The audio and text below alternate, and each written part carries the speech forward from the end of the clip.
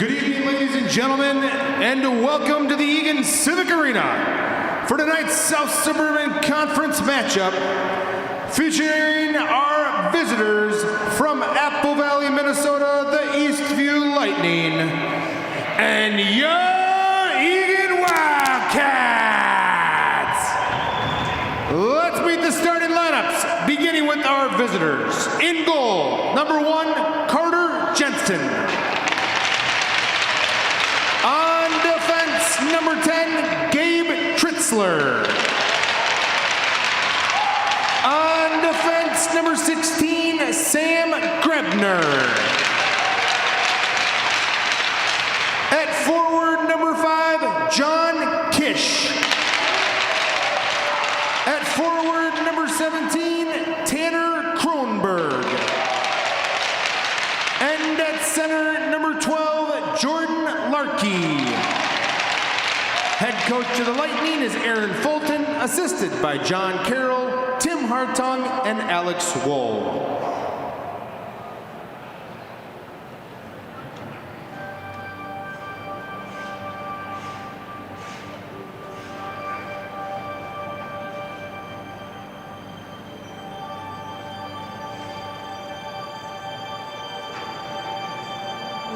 And now, let's meet the starting lineup for your Eagan Wildcats! In goal, senior, number 29, Graham Edmond! On defense, junior captain, number 16, Will Mason! Defensive partner, a junior, number 4, Nicholas Cron. At center, a sophomore, number 21, Gavin Goyle. At wing, a junior, number 10, Dylan Woodward. And at wing, a junior, the captain, number 17, Alex Luckenmeyer. Assistant coaches are Mario Munoz and Nolan Pearson. Head coach of the Wildcats is Mr. Todd Carlson. And now, ladies and gentlemen, we ask you to please rise. Remove your hats and join us in the playing of our Star-Spangled Banner.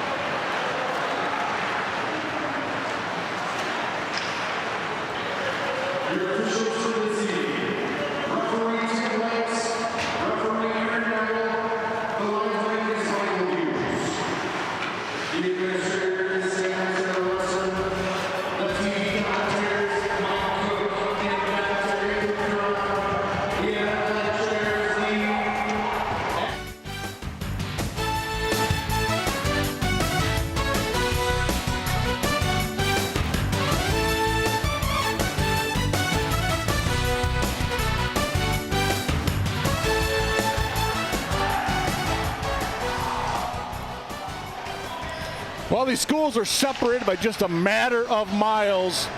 And truly, you can say when these two teams meet, you can throw out the record books. Normally, they meet twice a year. This year, it's one time only. That's the Eastview Lightning. They're here for the Eagan Wildcats. We're happy to be here live on ETV Sports.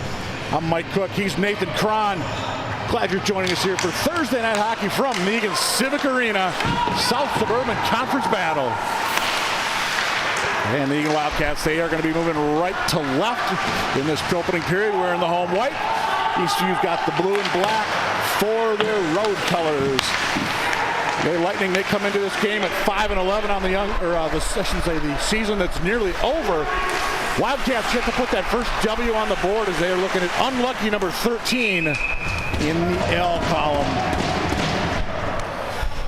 And Nathan, you and I had a chance. We talked to Coach Carlson earlier today, and they're feeling pretty good tonight. They said they had a good practice yesterday. Guys are, focused and they're ready. Yeah, Wildcats know they can compete with the Lightning. They've competed with Shakopee. They've competed with Farmington. They've played well at times against teams that have gaudier records. Tonight, though, it's all about desire. It's all about want it. It's all about how much can be done. How much can be done as we see a little bit of after the fact action. I would fully expect that. To be honest, look, these two teams are rivals. There are schools that feed these two schools that are together. There are people who know each other on each side. They've all competed against each other for years, sometimes on the same teams. They all want to win, and they all want to be number one tonight. Yeah, we said this is the lone meeting between the teams this year. They were scheduled to meet earlier this year, but that's when COVID put the Eagan Wildcats on the shelf for a couple of weeks. And as we work to get the net situated, with Graham Edmond between the pipes tonight for the Eagan Wildcats. And down at the other end, Carter Jensen manning goal for the Eastview Lightning. Eastview come in, they've lost 3 of their last 4. Last time out got beat by Lakeville North last Saturday. Prior Lake beat them 8-1 a week ago. Shot from Trichler. Nice opportunity there, went through the screen. Big save by Edmond early on, got the pads down with all 45 seconds gone in this one. Puck being in the Eagan zone all throughout so far, as that top line is dominating right now for the Eastview Lightning. They're going to send it down around deep. That's number 21 this time. That was Domagalski for the Eastview Lightning, and he runs into Edmond off a little bit of help there from Bly. Second defensive pairing out right now for the Wildcats. Opportunity in front for the Lightning. And that one never got through. Nice sliding play there by the Wildcats. That was was that Goyle, I believe? Nope, 22 Barbado that had to stop that shot. Cats playing with danger early. Yeah, they are playing with danger early. What they need to do, quite candidly, is get out of their own zone a little bit. It's kind of a refrain we've heard all season, but Coach Carlson was talking about it in our pregame meeting, and that is whichever team can beat the forecheck is going to have a lot of success today. And right now, the Cats did not do that last shift. Charlie Orman, number 26 on the draw for Eastview. I believe that's Bohr in there for the Eagan Wildcats, and that shot was just through the crease. Nobody home wearing blue. Cats able to get that one out just above Nick Karam. And Eastview tries to regroup from their own zone. A little too far that time. I believe that was Kish on the far side. And we'll have our first icing of the game against the Eastview Lightning. Yeah, the Lightning trying to stretch the play down, and unfortunately Kish just not able to get a touch to it on the right side of the red line. And here's an opportunity here for the Eagan Wildcats. They've got their top line out, the Goyle line out right now, and the question is, can they get their forecheck going? Can they get some offensive pressure? Coach Carlson said that forecheck was going to be so important tonight. This will be Wedward, number 10, with the puck for the Eagan Wildcats. And I was telling him with the hair flowing off beneath the helmet.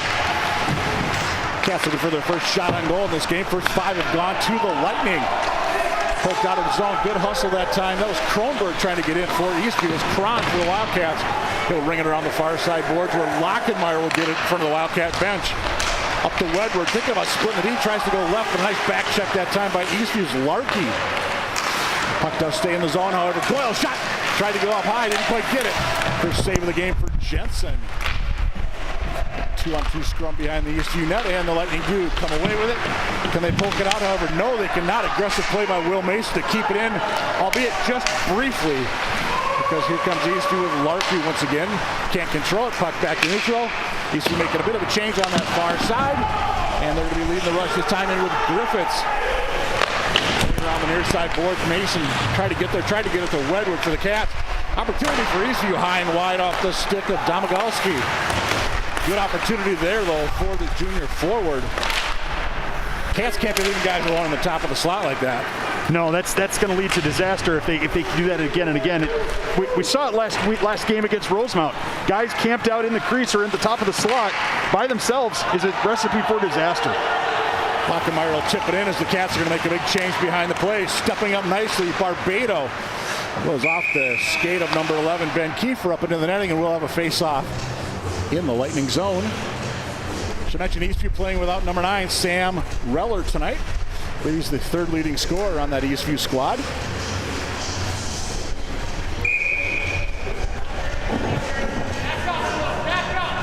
There's going to be Gley on the draw for the Wildcats, number 37. And Eastview is able to control the draw. Lightning look to bring it up. And tried to poke it ahead that time, but poked out. Eastview has to tag up. They do, and replay on as the Cats try to get that long outlet pass. Upended at center where it was one of the Wildcats. The puck does go into the Eastview zone with 13.5 to go here in a scoreless first. Eagan looking to get something set up offensively. Eastview trying to get it out, and indeed they do. Potentially had numbers, but they made a change on that far side. So Hansen ended up going in alone for the Lightning. Pika will pick it up for the Cats. Pika gets dropped for his efforts. Loses the puck, Eastview controls. This is Cords down low for Eastview, number 6. He scored the goal last time out in that loss against Lakeville North. Eastview once again continuing to control opportunity in front. Well, not sure Edmund got a piece of that. Bottom line, Eastview had another golden opportunity, but Lockemeyer the other way looking to get the same for the Cats. He's shadowed back there by number 19, Gruber. And Eastview going to, once again, quickly get it out of their own zone. Hit there at center. Wedward absolutely leveled Bergman into the boards. I'd like to see the Cats get it out of their zone. I'm not sure what we're waiting for there. Eastview was making a change. We've got to move it faster. Wedward for the Wildcats. Down low. Circles. Goyle's in front, but he's shadowed nicely by a defender. Loses the blade. Look out. Here come the Lightning with an opportunity. In alone shot. And Udman with the big save. What a play, Barbado, getting back to break up a 3-on-1. It was going to be a 3-on-0, and Ben Barbado absolutely broke his neck to get there. And it was Kish with it in on that breakaway for Eastview. And look at this breakaway coming up. We're going to get a great replay here from our ETV camera crew. As we see Barbado out of nowhere come streaking back. He looked like, Barbado isn't necessarily known as the fastest guy on the ice. I mean, he's fast, but he's not. But look at him just bust it to get back, gets a stick on it, and forces the shot to occur, so Graham Edmonds able to pick it up and knock it out. A nice shot by Edmond. He squared him up well. You saw Kronberg coming in from the right for Eastview. Not sure if they were able to get the pass over to him with Barbado bearing down. Bottom line is we remain scoreless here in Wild at the Eagan Civic Arena. Shot across, Edmond is sprawled. Eastview continues the pressure. Somehow that puck is staying out, and the Wildcat defenseman is down on top of the disc. And that would be Cron, number 4. Well, there's no rule that says you have to get off if you're laying on top of it. And Cron got an extra shot after the whistle for his trouble. Larkey's got way too much time here. I mean, the Wildcats, great job there by Bohr to tie up Kronberg so he couldn't get the shot, but the Wildcats have got to put a body on Larkey. They can't let him circle the zone like that, similar to what the Lightning did to Wedward on the opposite end. Eastview controls off the draw with Domagalski. 11.5 to go in a scoreless first here on ETV. District 196 border battle. Eastview will control, chased by Goyle. That time is Moline. And they'll send the puck up far side. Can Eastview get it out? No, kept in by a nice job at the point by the Wildcats. Cron. There's Lockemeyer for the Wildcats. He's shadowed in there by Kiefer. Good battle there in the corner by the two players. Hockenmeyer still going at it. Eastview does come away with it. They're going to try to bring it out near side. And Pika stepped in. He's going to get beat going down as Domagalski tries to cut, loses the job though by Kron to get back and get in the way for the Eagan Wildcats. Kansas will send it down. Will it be an icing? Nope, they wave it off. It's Strichler for Eastview. Tries to get to Berglund. Intercept by Mason. Will Mason for the Wildcats, number 16. And good job by Strichler to overskate that puck. It would have been offsides. This Cord sends it down deep for Eastview. 5-on-5 hockey all the way through thus far. 10:21 to go here in a scoreless first. Taking the pass across that time was Barbado. There's Parker Jensen up there, number 28 on that line for the Wildcats tonight. Yeah, Jensen's moved up to that green line, and there he's going to have an opportunity with some personnel changes for the Wildcats, and Parker's got an opportunity to cement his hold on that position and get more playing time. And you know, Parker brings a lot of speed he brings a surprising amount of speed for being such a big guy, but also he is a big guy. He is clearly and easily the biggest guy in terms of physical size on the team. And Parker's contact orientation, what we talk about in football is contact orientation. Do you have good contact orientation? His is good, and so he's able to lay the lumber. Careful, he's got to be careful though. He's a big guy, and he likes to hit with momentum, and that's something that can sometimes be penalized. So he's got to be careful there. Yeah, Parker just a junior on this squad. Inside 10 to go. Barbado to regroup for the Wildcats. Kish in for Eastview on the forecheck. They're going to keep it in that time. However, the big hit by Larkey on that far side. Seems like the Wildcats are really willing to want to finish their checks tonight. And that one goes just wide. The Wildcats definitely want to finish their checks. I need to, and that's well and good. I want to see them connect more tape-to-tape passes, because right now we're not getting enough tape-to-tape passes.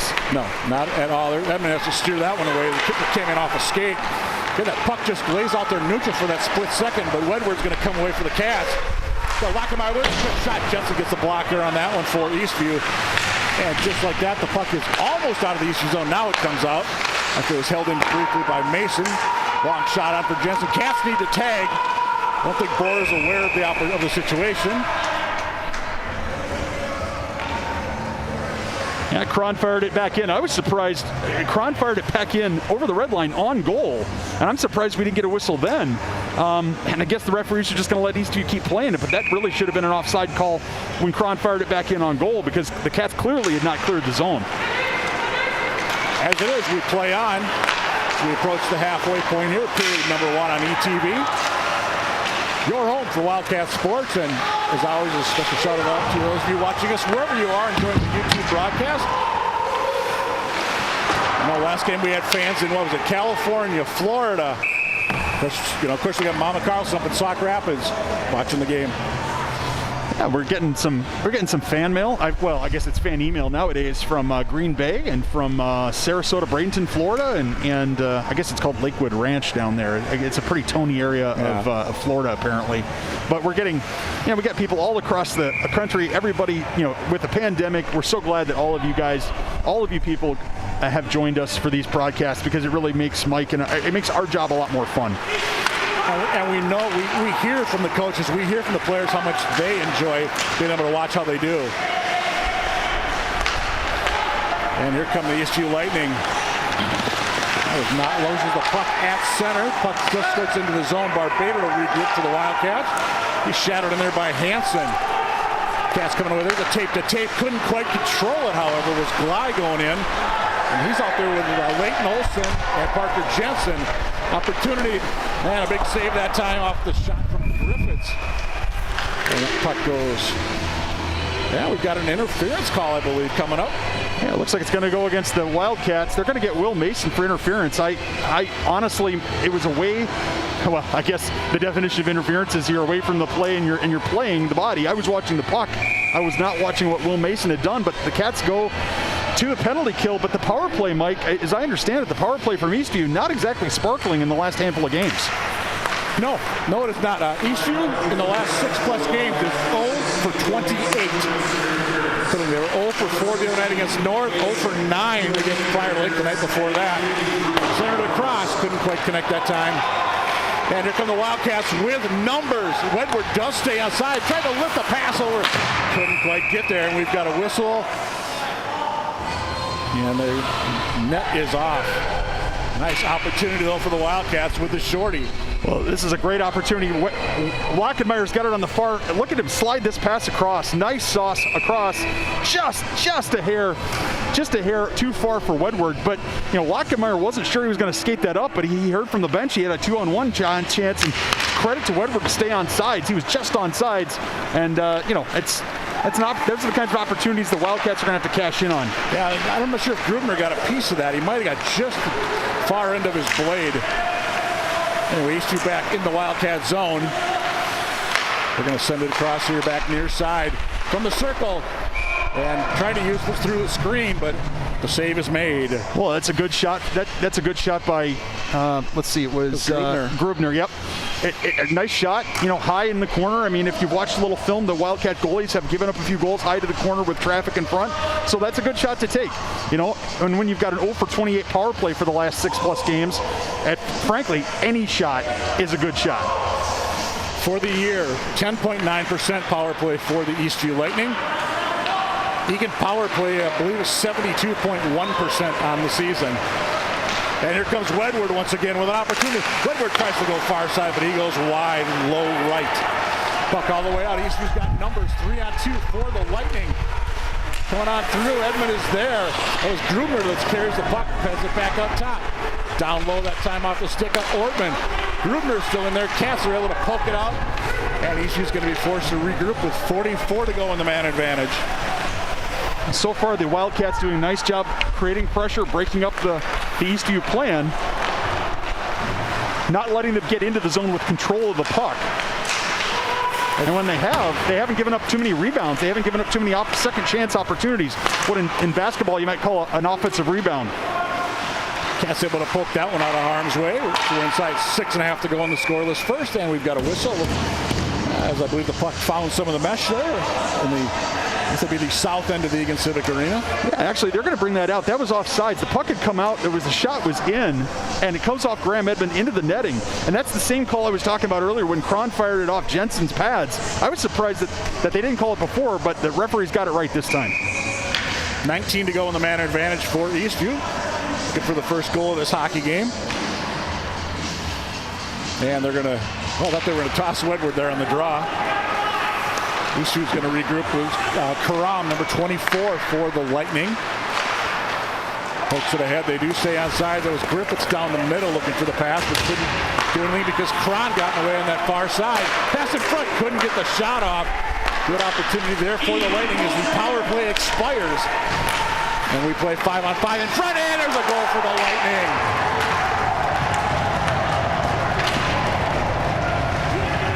10:59 of the period. 1-0 Lightning. Oh, it's a nice backhand. I think it's Hansen with it here, 18. Cron expects that puck to go up the ice. Instead, it goes backwards, and he's looking the wrong way. Just really unfortunate there. A breakdown by the Wildcats. But what they really need to do now is not let their intensity drop here, Mike. They're being outshot right now 12-3. They've got to get some offense, some quality scoring chances. And it's one of those, the power play had expired, but the guy was still coming into the play for the Wildcats. So it won't go down as a power play goal, but in essence, it kind of is. And for Hansen, I believe that will be goal number 4 on this season for the Lightning. More importantly for Eastview, it's a 1-0 lead.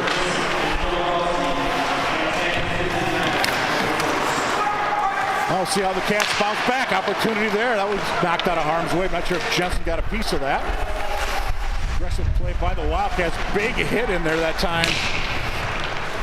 You hear those boards are thumping tonight. Well, Parker Jensen making his, and that's going to be a hand pass.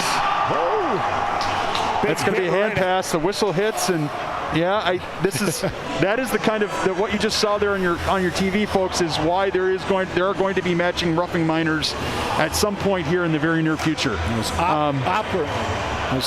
Opgrand for Eastview, Jensen for the Wildcats, right at the blue line. It's a hand pass, and then boom. Yep.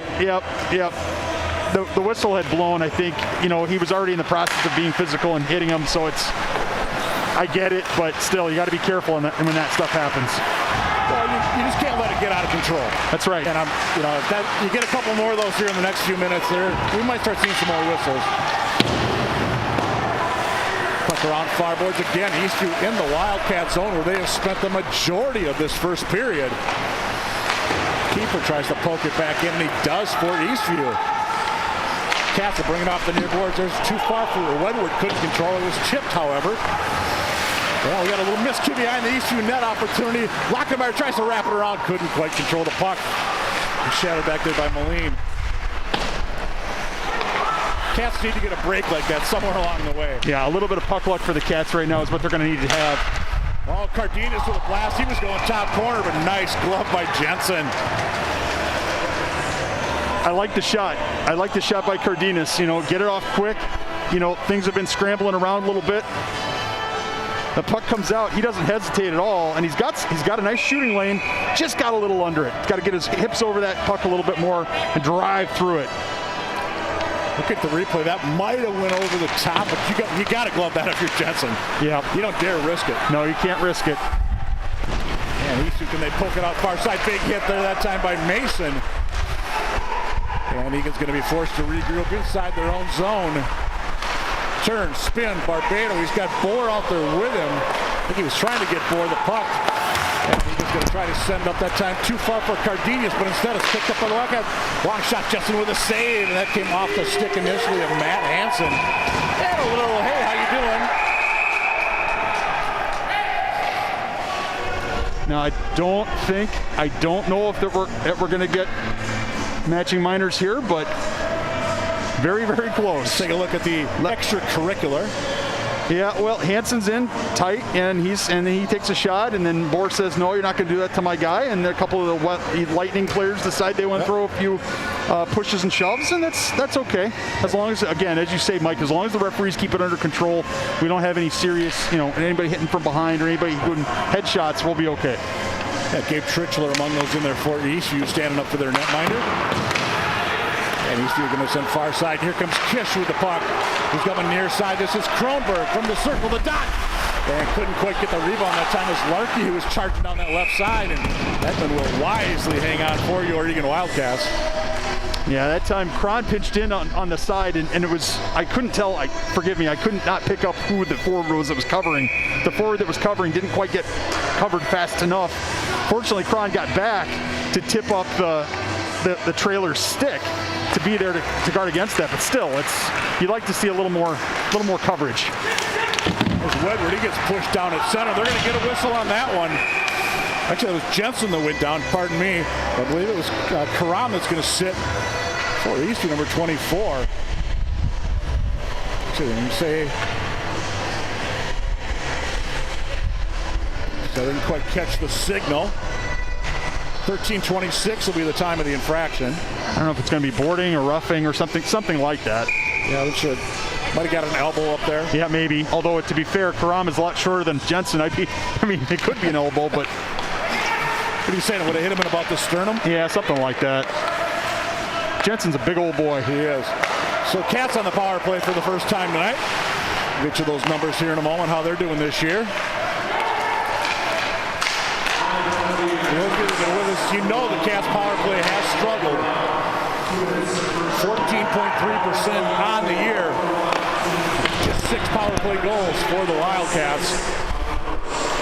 And this will be Wedward for Eagan. Knocked off the puck that time by Trichler in a good defensive play. Wedward gets it back. Near side, Lockenmeyer, backhand turn, spin. They'll just leave it in deep for, get to who that is down deep. That might be 4 in deep for the Wildcats. But the Kron is in there, I should say, number 4. Goyle in there, Wedward helping out wearing white. Eastview looking to come away with it. No. Cats keeping the pressure on just about halfway through this power play. Puck does come out to the blue, but it is kept in Lockenmeyer. Had Mason there with him. Aggressive play that time by Eastview on the far side, unable to poke that puck out. That was Larky in there for the Eastview Lightning. Wildcats have got to get a couple shots, Mike. They've got to get something to the net here, even if it's something where Jensen's able to save it and freeze the puck. They've got to get some shots here. Back up top. Wedward long shot. Nearly went off Trichler. I believe. Trying to go near side Lockenmeyer. 30 to go in the man advantage for the Wildcats. Eastview's going to change up 2 of the 4. Cats are going to change 1. Cron's going to head off. There's Lockenmeyer. Leaves it. Mason, long shot. That was tipped in front, went wide. Inside 2 to go in the period. 15 in the power play. Good hustle. It's a sprint this time for the Eastview Lady Griffiths. Nice job by Edmund. Shot that puck away from the senior Griffiths. And the Eastview penalty kill has done its job. And we are now officially 5-on-5 with 90 seconds remaining in the first. 1-0 Eastview. They got a goal at 10:59 from Max Hansen. All the way down. Should be an ice. And it is. 1:20 to go. Opening period. ETV Sports. Wildcats have got to do a better job getting out of their own zone. We're going to see some replay action again here from our ETV crew. Look at this shot. Shot comes in. Nice job by Mason to harass him as he's coming down, and then Edmund with a nice poke check with the stick. I mean, that's the kind of stuff you're going to have from your goalie if you're going to win a South Suburban game. Draw to the left of the Eagan netminder. Should 1:20 remaining here in this first period. Long time to drop that puck. Eastview tried to control it that time with Charlie Ortman. And Eastview controls it again. And we're up back into the netting. 10 seconds elapsed on that series. Here's a situation, Mike, where the Eagan Wildcats they've found themselves here before during this season, where it's a late in the period draw in the defensive zone. They've got to win the draw and they've got to get this puck out. 1-0 going into a locker room is one thing. 2-0 would be really, really challenging, especially to give one up late. Trichler is going to send it across. That got outside the zone. Oh, at least you got away with the one there. Yeah, Todd Carlson in the Eagan bench, he was right there saying, guys, how did you miss that?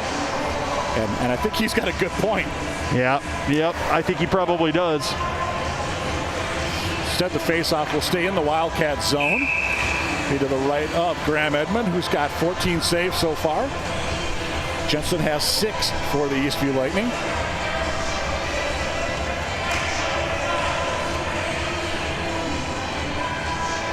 Doyle on the draw for the Wildcats against Larkey. And the Cats poke it up. Cron does. This is going to be a race. Wedward for the Wildcats against Trichler. A couple of 10s going at it. And Eastview tries to get it off far side. Here's Mason. Able to up off the glass. Cats get it with Lockenmeyer. Stop shot. That got stepped into the skates that time of one of the Eastview defenders. And we've got a penalty coming up, and it's going to be Grubner on an interference, it looks like. Yeah, he took down Wedward. In front of the goal. Grubner's thinking, hey, I wasn't trying to. I didn't even know he was there. Let's see, does he know he's there? Yeah, he's looking right at him, and he moves into him with his right shoulder and his knee. So yeah, it's. And the official was right there as well. Yeah, he's going to have to, we're going to have to call the Eastview High School drama and arts teachers and have them work with him a little bit more on his acting.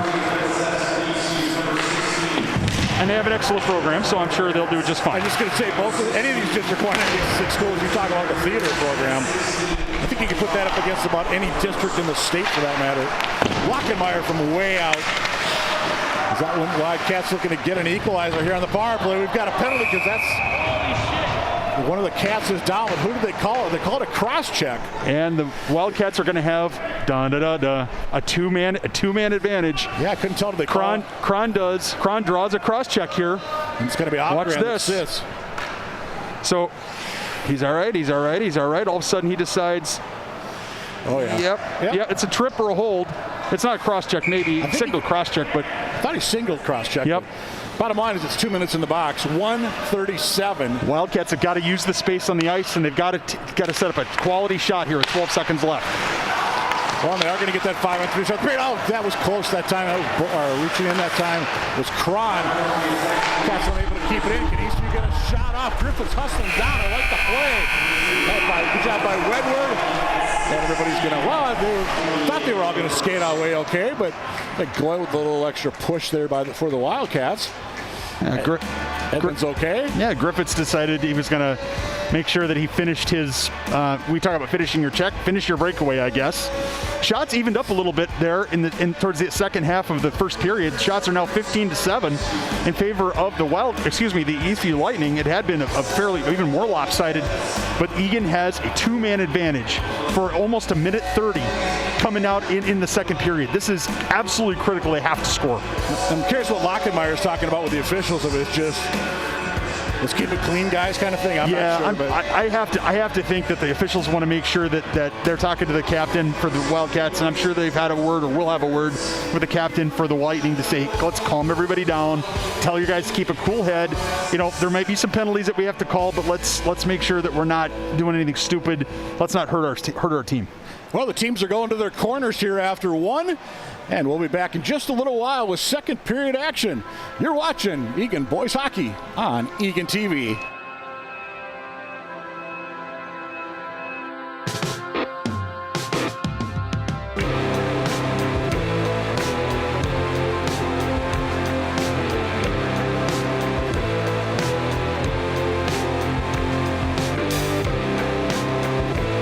Across the Sibley, back to Dalton, back to Sibley, shot, goal! Cats win this one in overtime, 4-3. Mike, where are we broadcasting this?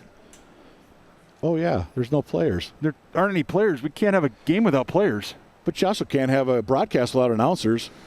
That's true as well. If you want to broadcast for ETV, they're looking for volunteers. And if they'll let us do it, they'll let anybody do it, right? We are perfect evidence that no experience is required. And, yeah, it's volunteer work, and you get a sweet Eagan ETV t-shirt if you participate. It's a great opportunity to see a lot of great sports from the best seat in the house, right, Mike? Absolutely. All you got to do is go to eagan-tv.com. Let them know you're interested. They'll walk you through everything to become part of the volunteer crew here at ETV.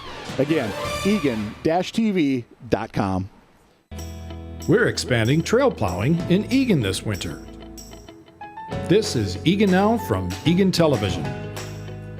Oh, I love it. It's just having the paths cleared is nice because I take these guys on walks every day pretty much all through the winter. We've responded to keep Eagan active and connected during COVID-19. We already plow more than 86 miles of trails after clearing the streets. When warm weather returns, we'll work on building more new trails. We have a 10-year bike and walking plan to connect Eagan. We are working to include everyone and have over 100 opportunities. We consider it where people live, work, play, shop, and use transit. One idea is a trail from Highway 13 and Silverbell Road to the river. Also, improve sidewalks near Denmark, Duckwood, and Town Center Drive. The city wants to reflect the priorities it heard from the community. See the plan at cityofeagan.com/bike-pedestrian-plan.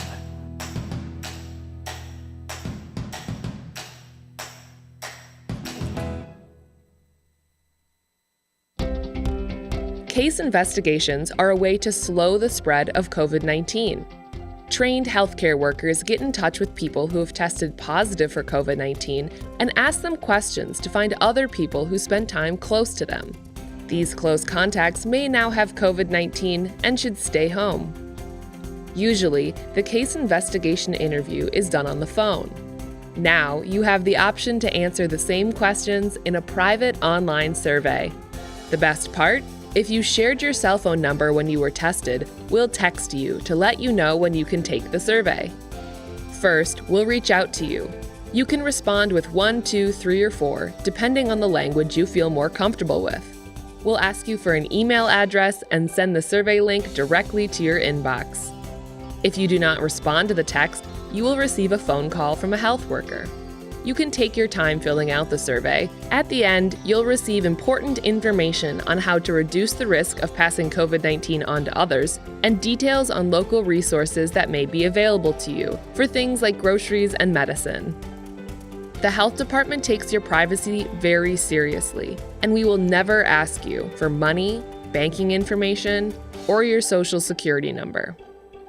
If you tested positive for COVID-19 and have questions, you can call 651-201-5689 to talk with a health worker.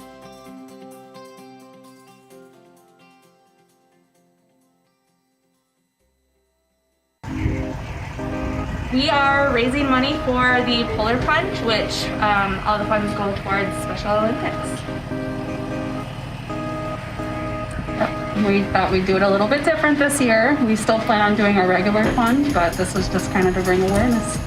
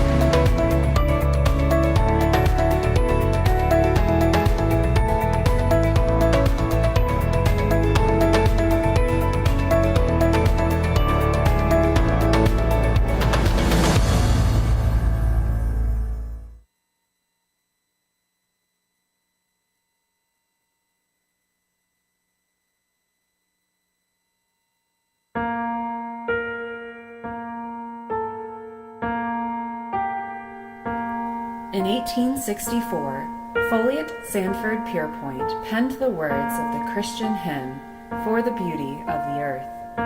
Mesmerized by the beauty of the English countryside, he dedicated the first two verses to what he saw in God's natural creation. The following verses continue to describe other aspects of God's devising, human love, and the relationship between divine and mortal. Here is John Rudder's setting of F.S. Pierpoint's "For the Beauty of the Earth."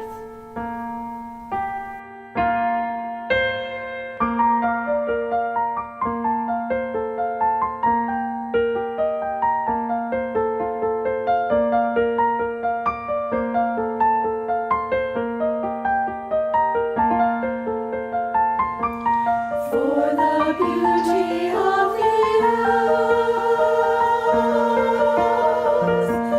for the beauty of the sky.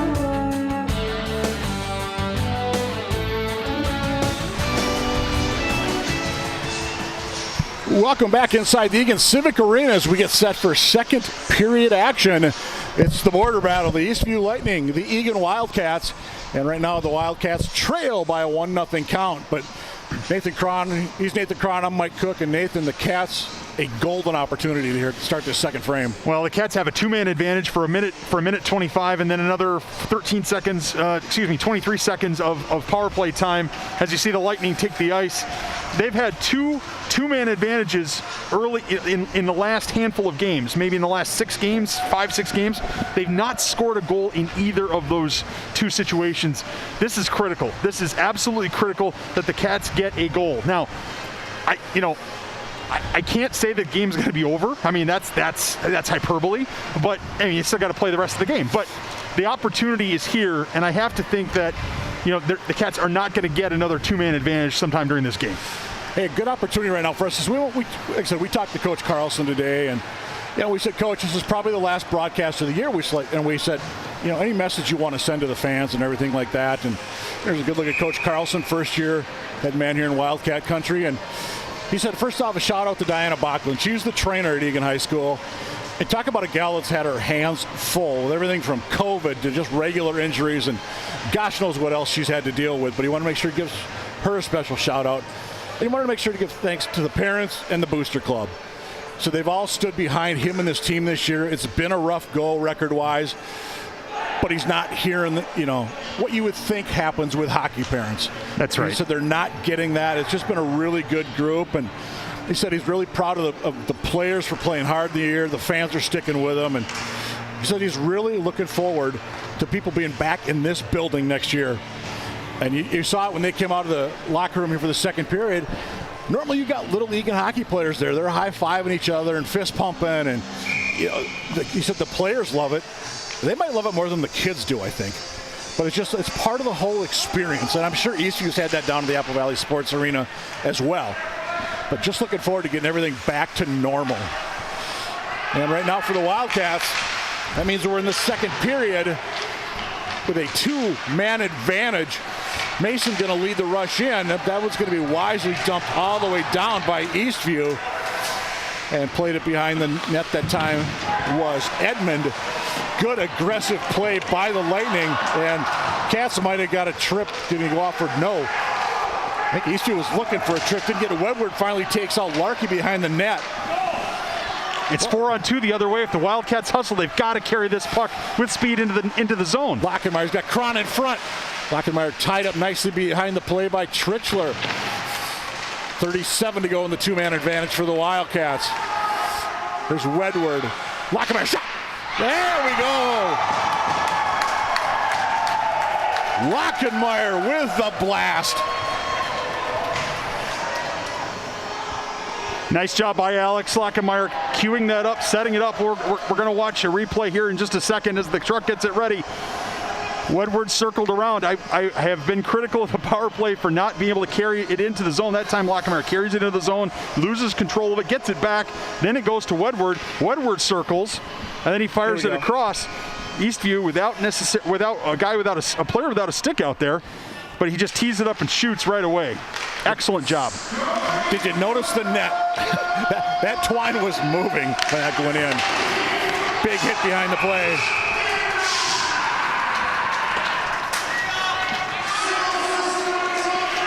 I for the life of me do not understand what just happened, because Cron goes in. Full fairness and disclosure, he's my kid, okay? I get it.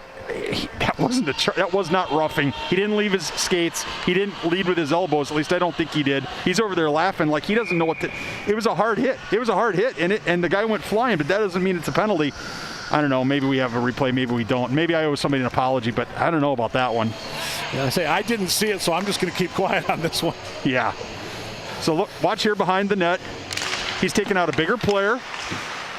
Oh, absolutely not. No, he did not hit him with a stick. He did. That's somebody's feelings might get hurt, so we're going to call a penalty. I don't get that at all. No, I mean, obviously, we're Eagan TV, and it's pretty obvious who we're rooting for, but yeah, we'll just say that wasn't a good call. Yeah, I think that's what in soccer you would call a match control foul. That's not necessarily the hardest foul you'll ever call or strongest penalty you'll ever call, but you do it to maintain control of the match, of the game. So I think that's probably what the referees are thinking. And in that sense, I respect it. Now the question is, can Cron come out of the box and not be on tilt, and can he play smart the rest of this game? Eastview to the power play. They've got a $111 from this point. Centered across. Edmond got that left pad out. Nearly left a juicy rebound in front for, I believe that was Domagalski came charging in. Long shot off the blocker. Puck just kind of laying there. I stand corrected, it was Ortman last time down, but bottom line, Eastview controls the puck. 49 to go in the power play. Puck does squirt free. Woodward thought he had an opportunity, couldn't quite get there in time. And Eastview's going to change up a couple of players. All the way down that time off the stick of the Wildcats. Lockenmeyer. Well, there's 32 to go in this Lightning power play. Spin move. Kept in that time. Aggressive forecheck by the Wildcats. Here's Olsen. It was Glide with the forecheck. Goyle from away out. Easy save that time for Carter Jensen.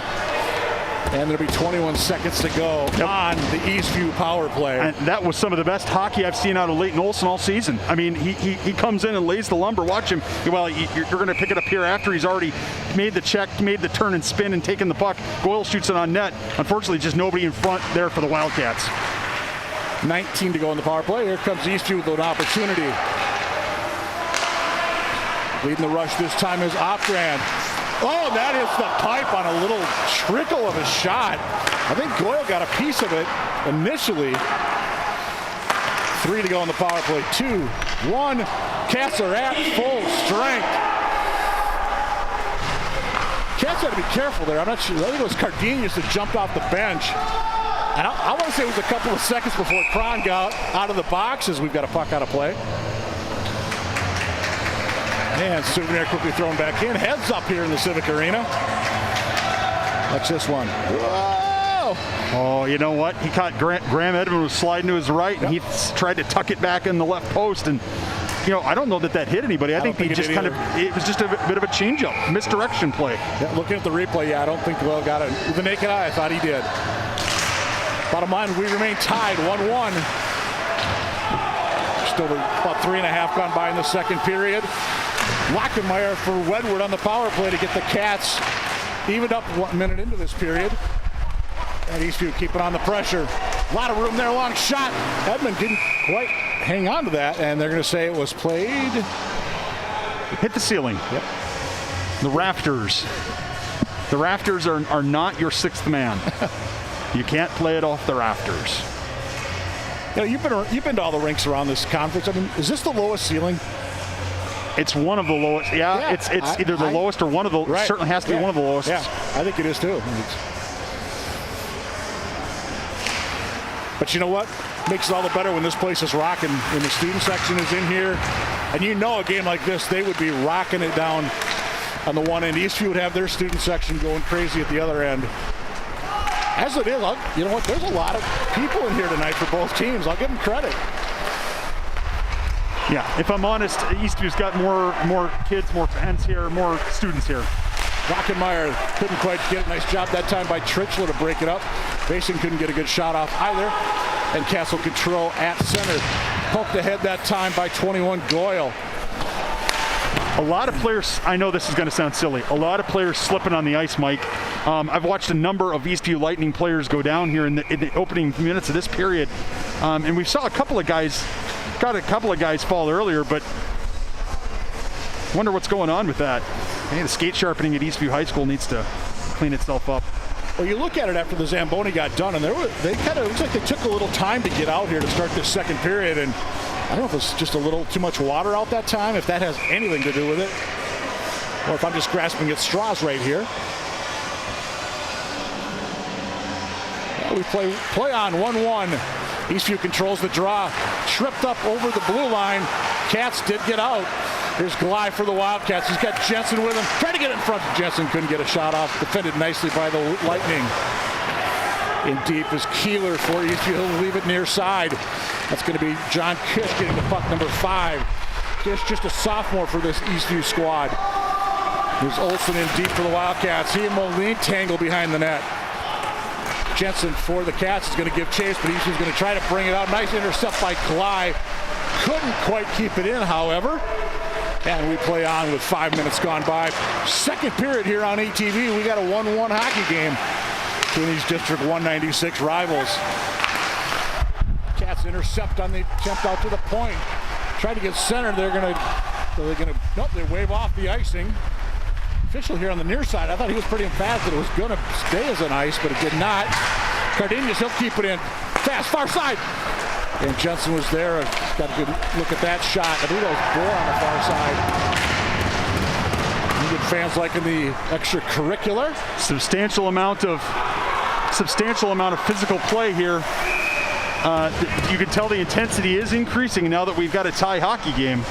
Both sides looking to send a message to the other side. I want to mention some of our sponsors here for the Eagan hockey program. We've got Trail Stop, the locker room of Eagan, the Urgency Room, and Wildcats Bar and Grill, Lone Oak Grill, Metacraft, and Sari's, and the Eagan Arms Public House. Thank you all to all of our sponsors. Hopefully we're on in a few of those places, and hopefully they're enjoying some good ETV action here. Boy, I would think the Eagan Arms might be a little busy next week for St. Paddy's Day. 6 minutes gone by here in the second.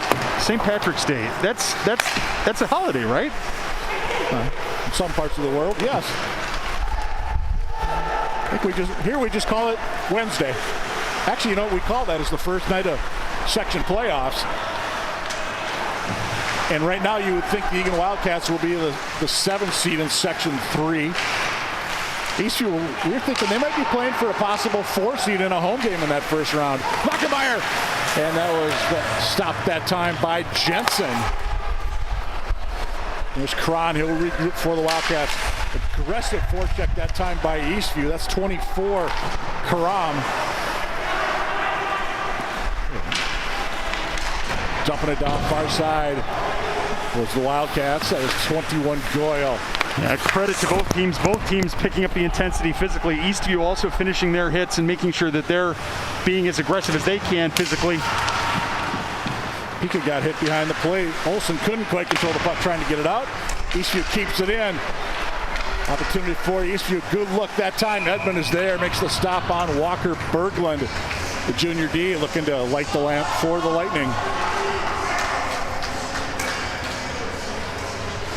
10-1 to go. No, the Wildcats certainly in this hockey game, Mike. We're going to see a replay here as Pika shadows Berglund. And there was some traffic. Wortman was in front of Graham Edmund. There was some traffic, and good job by Graham Edmund. Oh, that would hit the outside of the net for Eastview. And they could certainly, another opportunity. They just lost a blade that time coming through the zone. It was Cords. Little knuckleball there. That goes out of harm's way. Almost a big hit on that far corner. And there's Mason in there for the Wildcats. Will Mason, one of the captains, along with Lockenmeyer. That would be Alex Lockenmeyer. Barbato, can he hammer it out? He does. Just kind of chopped it out, really. He took a swing like an axe almost. And going for the big hit that time was Cardenas. Didn't get all of Grubner. I think that was actually Jensen laying the lumber there in the corner, and that was. You're right. I was happy to see Parker turn his shoulder and turn his body so that he's not hitting with his shoulder necessarily, because he's so big and strong.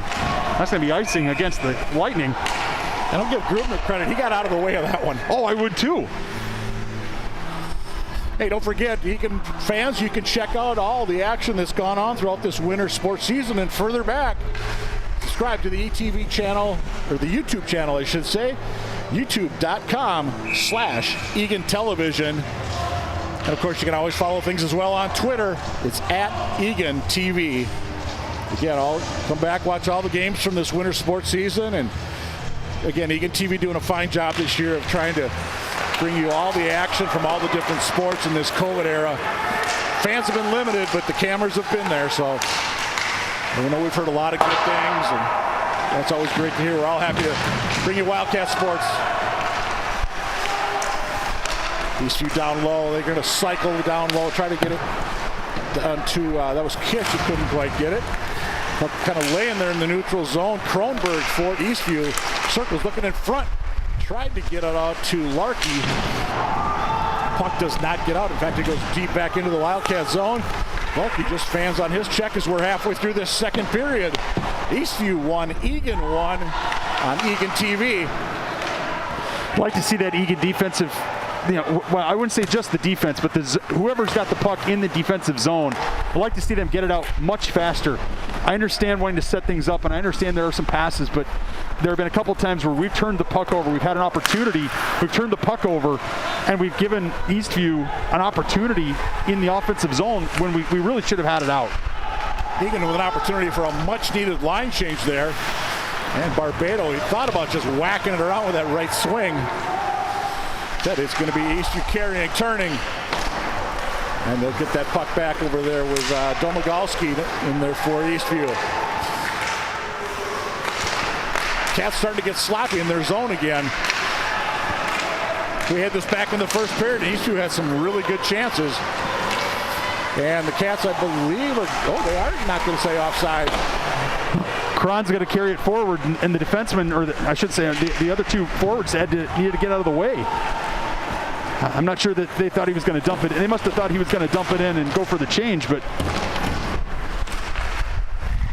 bottom line is no whistle. We shall play on inside the Civic Arena. Yeah, I think Eagan I agree with you, Mike. I think Eagan did get away with one there. Will Mason, stop, turn. Shadowed in nicely. That's Hansen for Eastview.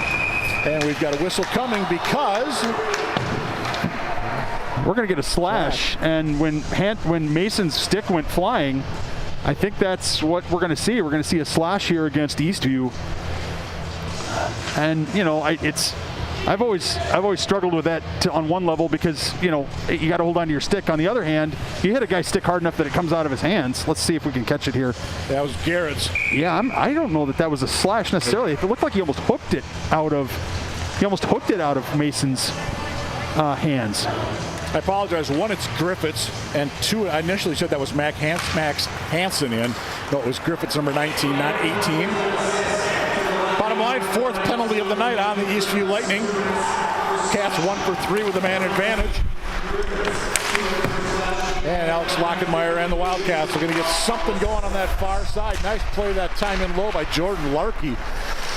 And Eastview are going to have a better opportunity. Edmund forced to get down.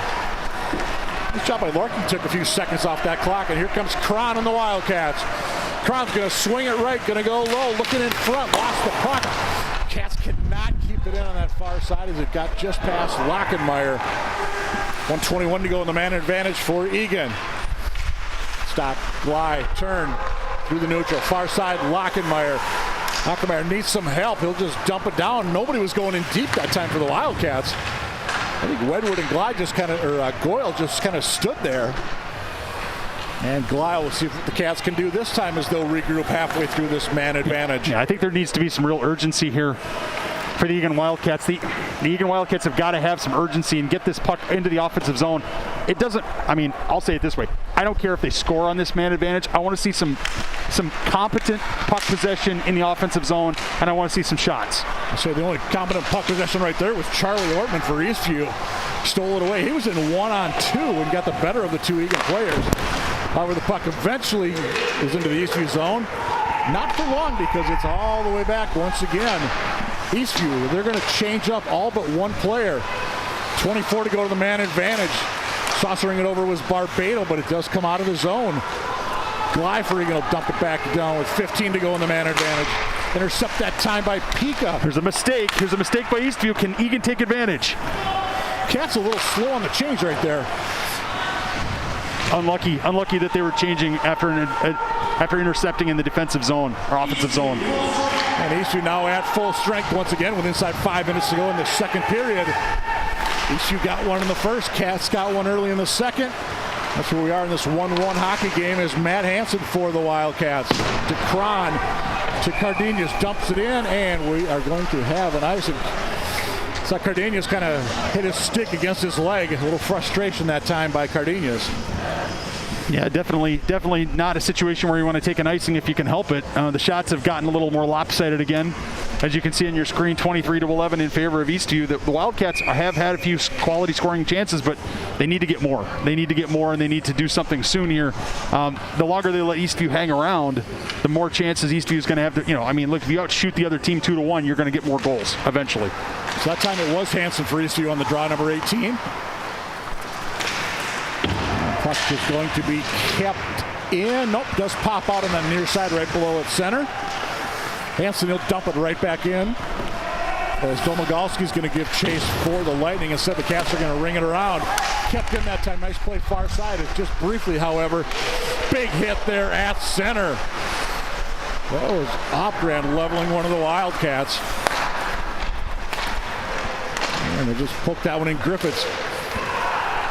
Eastview shot. Edmund watches that go wide. Lively bounce off the boards. Nearly came all the way out to Domagalski. And Eastview controlling once again in the Wildcat zone. And as they say that, out comes the puck.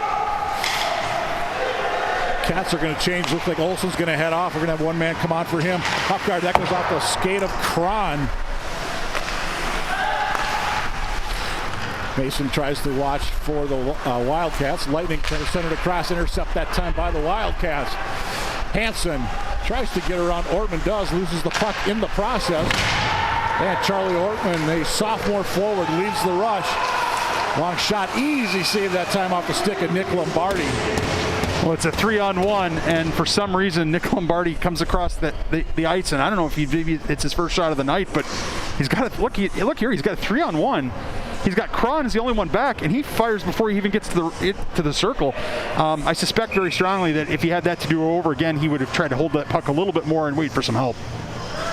Yeah, I don't think we've called his name yet tonight, and I wondered when I saw Ortman was out there as well, and he's come up from the JV squad for Eastview, and maybe just kind of give those top couple of lines a little extra breather that time, as we're down to 3:28 to go in the third.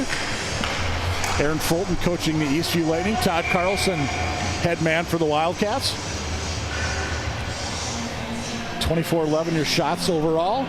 That would be 9-4 this period in favor of the visitors. Eagan routinely giving up about 42 shots a game. And we got a little upending in there, but we shall play on. Long shot. Edmund couldn't quite get that one. Kept in on that far side. Quick shot in. Tip, skate, rebound. Barbado, I think, they couldn't better give it an assist on that one had it gone in. 3:06 goes Barbado battling behind the boards. He loses the puck. Now he tries to get it back. Eastview player falls down. Barbado stays with it. Lombardi watches him. Can the Cats get it out? No, kept in by the Lightning. Right pass save Edmund. And it does come out to center. Here's Wedward one-on-one. He'll go to the backhand and try to. But a nice defensive play by Trichler for Eastview. About a 2:40 to go here in this period. Big hit there at the blue line. That was Mason on Lombardi. And it'll be an ice on. Eagan Wildcats. Hey, I want to give a quick shout out. Congratulations to the Nordic skiers that were up in Biwabik. The girls went today. The guys are going tomorrow. The girls team was second in the sections, and it's a co-op between Eastview, Eagan, and Apple Valley with Olivia Matzoff, Kyra Kuznerek, Naomi Fink, and Emily Nodulis, Wildcats on that team. And for the boys, they were second in sections as well. Michael Marshall, Samuel Abbott, Arlen Hagenbarth, and the puck goes out of the net. Samuel Marshall, Thomas Valusik, Luke Pinga, Aaron Liu, Matt Moore, and Ethan Hall.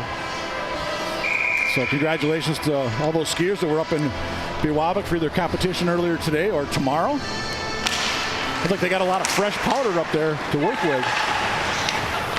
Big storm up the northern part of the state yesterday. Mason tries to get it around for the Wildcats. Oh, with 2:09 to go in this period. Oh, nope, kept in. Nice and leap that time, and we've got a Karam got hit. They're going to say it was a hand pass. I didn't see who it was that popped him on that far I know exactly. I'll tell you right now, Mike, I know exactly who it was. Big number 28, Parker Jensen lays the lumber. Watch this hit. Not that one. Not that one, right there. Now, he's got to keep his arm down a little bit. I don't want him to get hit with an elbowing penalty, but I have to say, I like watching that physical presence on the ice. Now, it's got to be controlled and he can't take penalties, but the fact that Karam is getting tossed around like a rag doll there by Jensen is a good thing for the Eagan Wildcats. Kept in Mason momentarily. Here comes Eastview with numbers. Quick shot. Oh, that's outside. Couldn't quite get one home that time. It was Larkey. Good opportunity, though, for number 12 flying down the left side. That went off a Wildcat. He tried to dump it in. That time they do have success, and Eastview's going to hustle down on that far side. Aggressive forecheck that time by Kronberg. Back there with Mason. Eastview tries to circle to leave it in the corner. 2-on-2 hockey. They does come out. We stay 1-on-1 this time along the boards as Lockenmeyer was battling in there with Kish. Mason takes out his man, Grubner. Can the Wildcats get this out of the zone? Long shot. That was kicked aside. Othbrand on the shot for Eastview. Wildcats need to win a loose puck here. They've got to get control of it and chip it out. This is a situation with a minute left in the period. This is a situation where they've got to get it out of the zone. I think they would be Coach Carlson would be happy with an icing right here, and I think that's what he's about to get. Good hustle that time. Lockenmeyer couldn't quite get there. Oh, poor Alex. He busted his butt. He broke his neck to get there. But you know what? I honestly think if he had reached for that puck, he might have had a chance to play that puck before it got over the red line. I think he paused just for a second, just for an instant, to look over at the goal to see where he was. I think that let the puck get over the red line. Unlucky play for a good hustle. Well, bottom line, Cats able to get that change. Eastview got a change as well. 49.4 to go here in a tie hockey game, late second. Eastview opportunity. Good man right there, a guy right in front. I think it was a glide with the backhand out of there. That goes just wide of the cage. Edmund was down and out of the play. Olsen can't quite clear as it's kept in by Grubner. Here comes Cron and the Wildcats the other way. Cron going in deep, gets around Tristler, tries to leave it in front. Nobody there, however. He goes to that Cardenas, kind of drifted back up towards the point. And big hit there, and going to get a penalty on the Wildcats, and there's a save. But they're going to get him on a trip. I'm utterly confused how you call Parker Jensen for a trip there. Maybe we're going to see it here. There's a nice collision. One. How's that a trip? He plays his whole body. Are they saying he went knee to knee? No, well, they didn't signal knee to knee contact. Now, maybe to be fair, maybe there is some of that there. Right foot comes out. I get that, but it's hip to hip. His hips crashed into each other. That's unlucky. If I'm Parker or Jensen, I think that's an unlucky call. Again, I said it was Cardenas. It's Jensen. We said Jensen up on that green line tonight for the Wildcats. Cardenas playing on the red line tonight. And Cats just look to get on the puck out of harm's way. They do. And we will go to the locker rooms with a 1-1 hockey game. Shots at period. Eastview had 16. 1-6. Eagan 4. Yeah, that's not a ratio that's going to be conducive to a successful outcome. I once had a teacher or professor tell me, and that's not going to work well. But that being said, Graham Edmonds playing good in goal, or he's playing well, I should say, in goal for the Eagan Wildcats. And the Eastview, I noticed something. Last time Parker Jensen laid somebody out without getting a call, the Eastview bench is going crazy because Parker Jensen is in their head.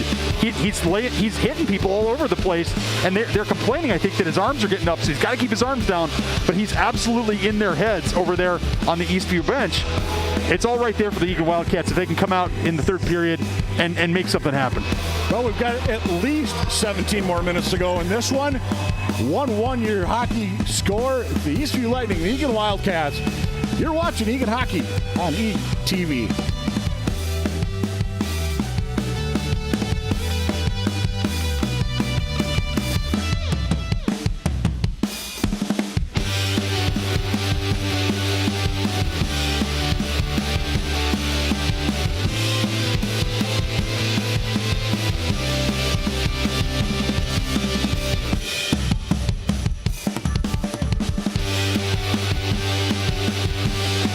Hey, chat.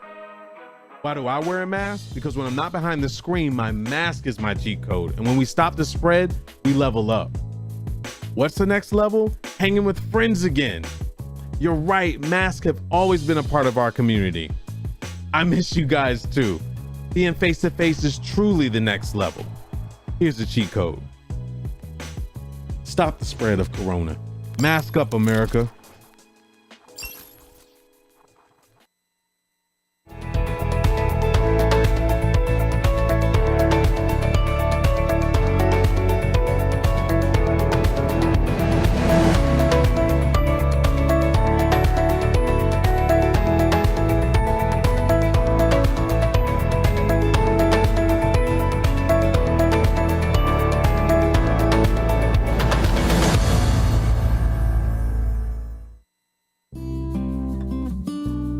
I'm Linda Klein.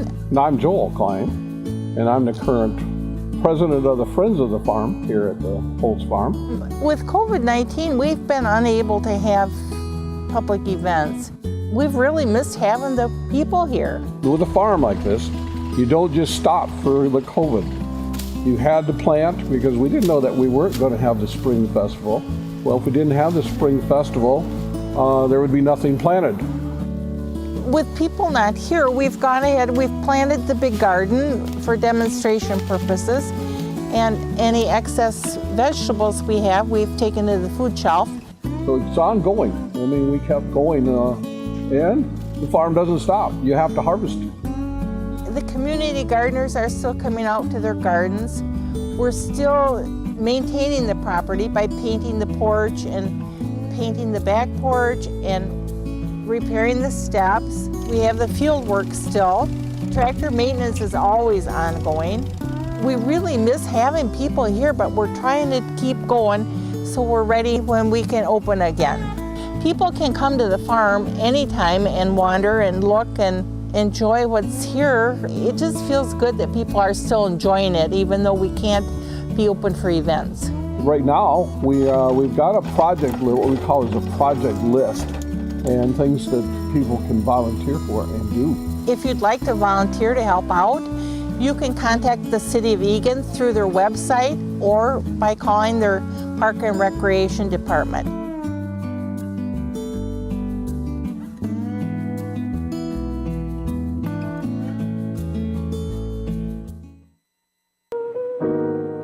Emotes say a lot, but they can't say it all. Think your guildmate is struggling? Try these dialogue options.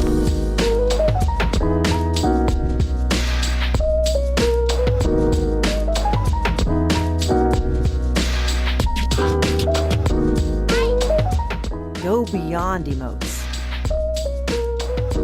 Check in with your guildmates at seizetheawkward.org. I may never have met you. We don't go way back. Maybe we wouldn't even be friends if we did. But when you wear a mask, you have my respect. Because your mask doesn't protect you. It protects me. I wear my mask to protect you. Mask up, America. There are 16 million children struggling with hunger in America. That's 1 in 5 daughters, sons, neighbors, and classmates who don't know where their next meal is coming from. Yet billions of pounds of good food go to waste every year. It's time we do something about it. Feeding America is a nationwide network of food banks that helps provide meals to millions of kids and families in need. Visit feedingamerica.org to help them feed even more. Together, we can solve hunger. Together, we're feeding America. STEM is precise, no margin for error. Dare to forget that. Dare to have fun with it. Get weird with it. Dare to load their minds. Dare to explore. Dare to STEM. Learn more at She Can STEM. How to take an at-home saliva test. The state of Minnesota and Vault Medical Services have teamed up to offer at-home saliva testing for everyone at no cost to you. When your test kit is delivered, you will receive an email letting you know your test has arrived and providing a link to Vault's website. Take your COVID-19 test as soon as possible. If you have COVID-19, the sooner you know, the sooner you can take steps to keep it from spreading to others. To take the at-home saliva test, you will need a good internet connection and a smartphone or laptop with a working camera. Do not eat, drink, smoke, or chew anything 30 minutes before taking the test. When you are ready to take the test, log on to Vault's website during their testing hours.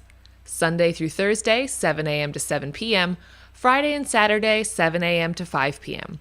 You do not need an appointment. You will enter an online waiting room. If many people are taking their at-home test that day, you may need to wait a while. Do not take the test yet.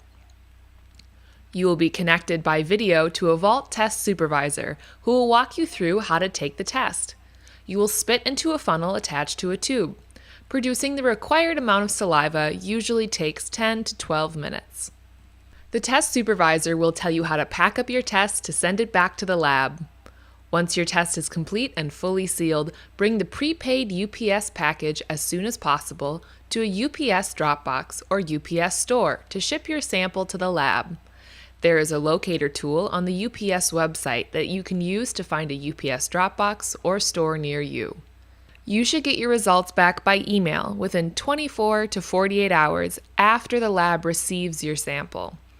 If you have questions, need an interpreter, or need an accommodation, call 800-800-5698 or email accessibility@vaulthealth.com with your language need or assistance request. Thank you for getting tested and helping to keep our communities safe. For more information about COVID-19 testing, visit mn.gov/COVID-19.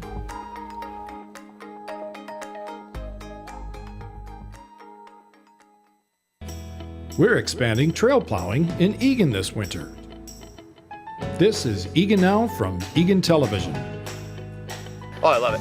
It's just having the pass cleared is nice because I take these guys on walks every day pretty much all through the winter. We've responded to keep Eagan active and connected during COVID-19. We already plow more than 86 miles of trails after clearing the streets.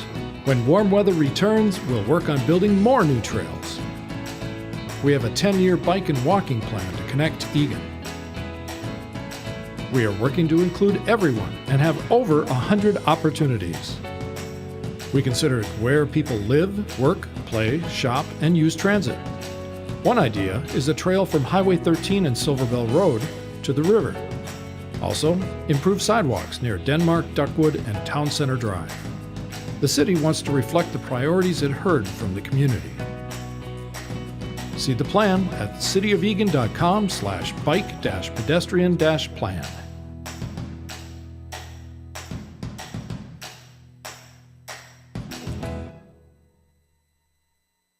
Pass across to Sibley, back to Dalton, back to Sibley, shot, goal!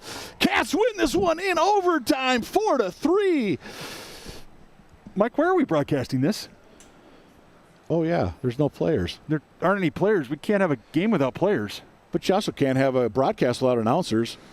That's true as well. If you want to broadcast for ETV, they're looking for volunteers. And if they'll let us do it, they'll let anybody do it, right? We are perfect evidence that no experience is required. And, yeah, it's volunteer work, and you get a sweet Eagan ETV t-shirt. If you participate, it's a great opportunity to see a lot of great sports from the best seat in the house, right, Mike? Absolutely. All you got to do is go to Eagan-TV.com. Let them know you're interested. They'll walk you through everything to become part of the volunteer crew here at ETV. Again, Eagan-TV.com.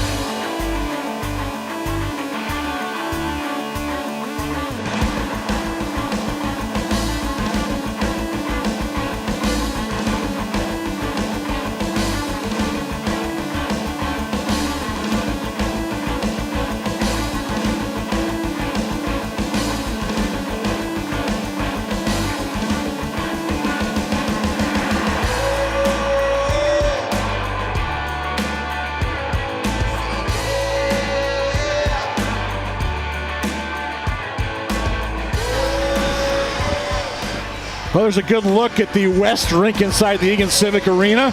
17 minutes of hockey to go, and here come the Eastview Lightning. They scored back in the first period. The Eagan Wildcats got one in the second. And Nathan Cron and Mike Cook are here, part of a 1-1 hockey game. Big border battle. As you look at the Wildcats coming out, Cats are going to have to kill a penalty for the first minute 48 as Parker Jensen got called for a trip late in that second period. Eastview 0 for 1 on the power play thus far tonight, and well, they've got that long stretch. I believe they're on a 29 straight power play outings without a goal. Well, it's an opportunity here for the Eagan Wildcats to do what they've, not been able to do, which is hold on to a lead when they've committed a penalty. I mean, typically the Wildcats have given away goals in these situations, but they've got everything to play for. The third period is a one-fall event with a 17-minute time limit, and we're just going to have to see who can match up here and who can play. Yeah, they'll play. Hey, we could go overtime if we have to. I mean, for the Cats, this is almost uncharted territory this year. They have a couple of games where they've had this opportunity late. I think the Shakopee game on the road, Farmington here. Maybe one of the Apple Valley game here initially, but yep. Let's see what happens. Well, the Wildcats certainly believe at this point in the game they certainly believe that they have a chance and an opportunity here to win this hockey game. But they're going to have to get to loose pucks, and they cannot be outshot 16-4 in the third period and have a reasonable chance to win this game. They've got to do a better job of reducing the number of shots that Eastview has and doing a good job of getting to loose pucks, especially on this penalty kill. That puck, when it's on their stick in the defensive zone, it has to come out immediately. Griffith's on the draw for Eastview. He's out there up front there with Larkey and Trischler and we're going to have 4-on-4 hockey. Guess what happened? I haven't seen that in a long time. Both defensemen for Eastview came charging up the ice at the center, at the faceoff, as if watch this replay. See both of them come flying through, thinking they're going to pick up and cut right through between the defender. There's only one defender back for Eagan because they're on the penalty kill, and as a result, one of the wings had to trip Lockenmeyer. Because they had to trip Lockenmeyer, otherwise it was going to be a breakaway. Yeah. Interesting call though by Coach Aaron Fulton to absolutely get something going there. For absolutely, the what an interest! I have to admit, and granted, I don't know everything about hockey, but I've never seen that before. No. It was really cool. It's almost like the fake punt, right? If it works, you're a genius. If it doesn't work, you end up killing off a penalty. I was thinking more of the onside kick kind of thing, but with the guys coming up, the old school onside kick where you could run up to it, but. Anyway, we play 4-on-4 hockey here to start this third period. Ultimately, the Cats are going to get about a 17-second power play. But right now, it's 4-on-4. Kish tries to bring it in. Wedward for the Cats. Pokes it ahead. Lockenmeyer. He got the Eagan goal from about that spot. And he's taken out nicely on the play. And Jensen out to make the save after Opgren made the stop on Lockenmeyer. And the extracurriculars start early in this third period. Well, Ben Barbado comes in late after the whistle and breathes on the goalie. He didn't slash at him or hack at him or anything like that. We're going to see it here as Lockenmeyer takes a nice feed from Wedward and then gets taken out of the play. That's cross-check. I mean, that's a stick, potentially. And then there's a little tap, and it was a weak tap. And then Trischler decides, and Larkey decides he's going to hit him too. And I'm sure the referees are saying, guys, calm down. Just calm down. Did we say these two teams don't like each other? Oh, they do not like each other. At the outset. I mean, I'm not saying they're like gonna go out back and finish it after the third period in the parking lot. But there are a lot of guys here who know each other. There are a lot of guys here who want to get the upper hand on their buddies or their former buddies.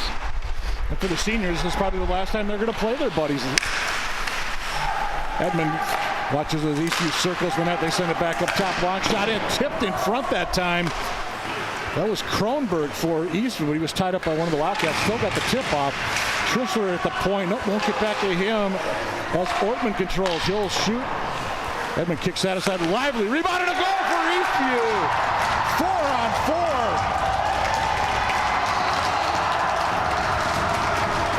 Well, it's a brilliant backhand. It's a brilliant backhand, and if I'm not mistaken, I think it goes off Cron here as Cron's guarding the other side of the net. No, it did not. It did not. It rolled up over Graham Edmonds' shoulder and tucked inside the post. And Kronberg gives the Eastview Lightning a 2-1 lead. And we are going to continue to play 4-on-4 hockey. For Kronberg, that'll be his team leading goal number 6 of this season.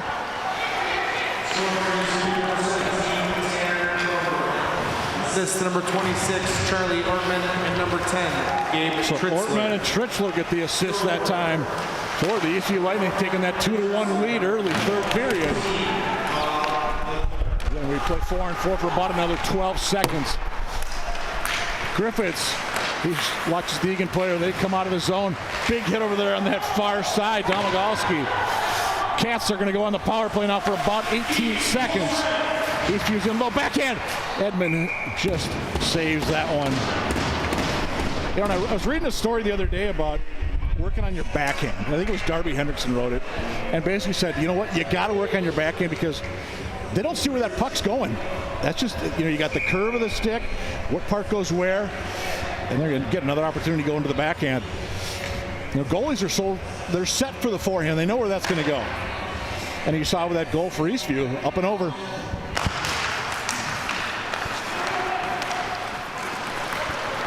So the Cats trailing by 1 here early. Third period, they're going to send it all the way down. And nope, there we're going to wave off the icing. The first official did call for it, but and we are back now to 5-on-5 hockey. Cats will dump that one back in. They tag. Here's Karam for Eastview. That one was tipped on the way through by Kron. Actually, Kron's going after it. It was tipped that time by Larson on the way down. Eastview's going to control the puck deep into the corner. Try to get a man out front that time. That's Cords, number 6, looking to get the goal from in front. So he's going to have to go to the sideboard. Kept in Tritzler. I thought that might have got out. The officials disagreed. Opportunity here. Check that out. That was Berglund, number 3. A lot of traffic over there on the near boards. Linesman was not on. Tritzler, he was not on the line. Eastwood nearly got the tip. Cords with a little extra shoves at Edmund, and Wedward with some shoves on Cords.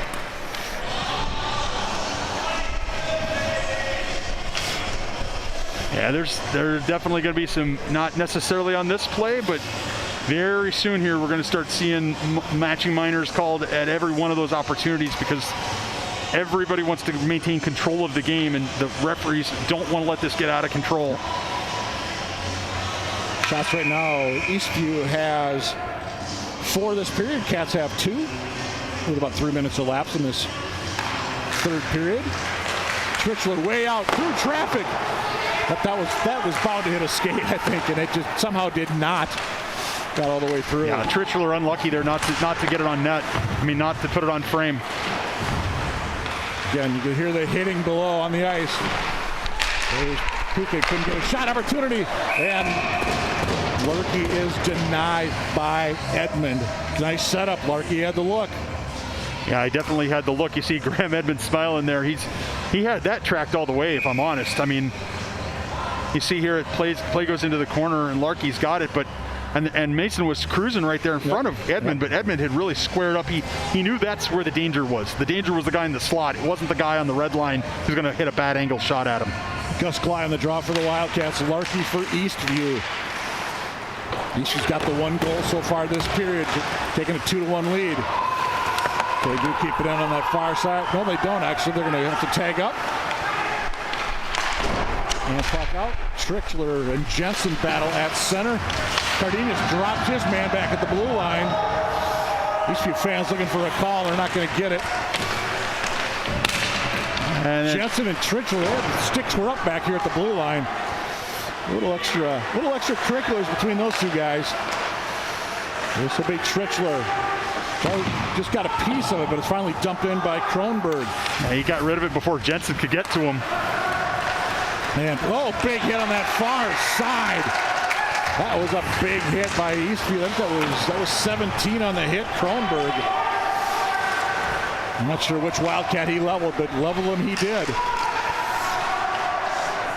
Mason for the Wildcats. He gets punched out, I will say punched out of the play by Griffiths. Tritzler, Jensen. And Mike, with all this physical play, the Wildcats have got to continue to play hockey. They can't lose sight of the fact that they're down by a goal with 12 and a half minutes to go. They've got to do something here to get control of the puck in the offensive zone. Just fired in as Eastview is going to get things set up. They'll send the forecheck in. They send in a man in deep. Puck does come out. Brown, number 24 for the Lightning. He'll just dump it right back in. And Eastview, Eagan tries to punch it out. Tried to get it up to Lockenmeyer. Finally gets it. Shot and a goal! Oh my goodness. Lockenmeyer with his second. Oh, he deserves that, Selly. I don't think Jensen. I'm not sure what Jensen was looking at. I wondered if maybe he thought he was going to pass. Let's see if we can get the replay here. He might have been screened. He used the defender as a screen, but that puck just went right over his shoulder.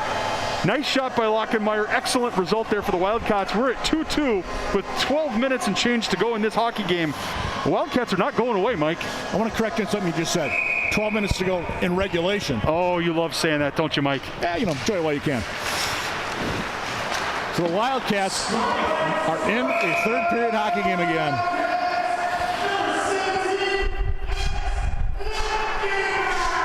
Lockenmeyer, yes, with the goal. We know that. Is there an assist? Number 22, Ben Barbado. Barbado got the second. Lockenmeyer from Goyle and Barbado at 4:51 of the third. Didn't quite understand what we said on the first one. Yep, but Goyle and Barbado. Yep. 2-2-year hockey game.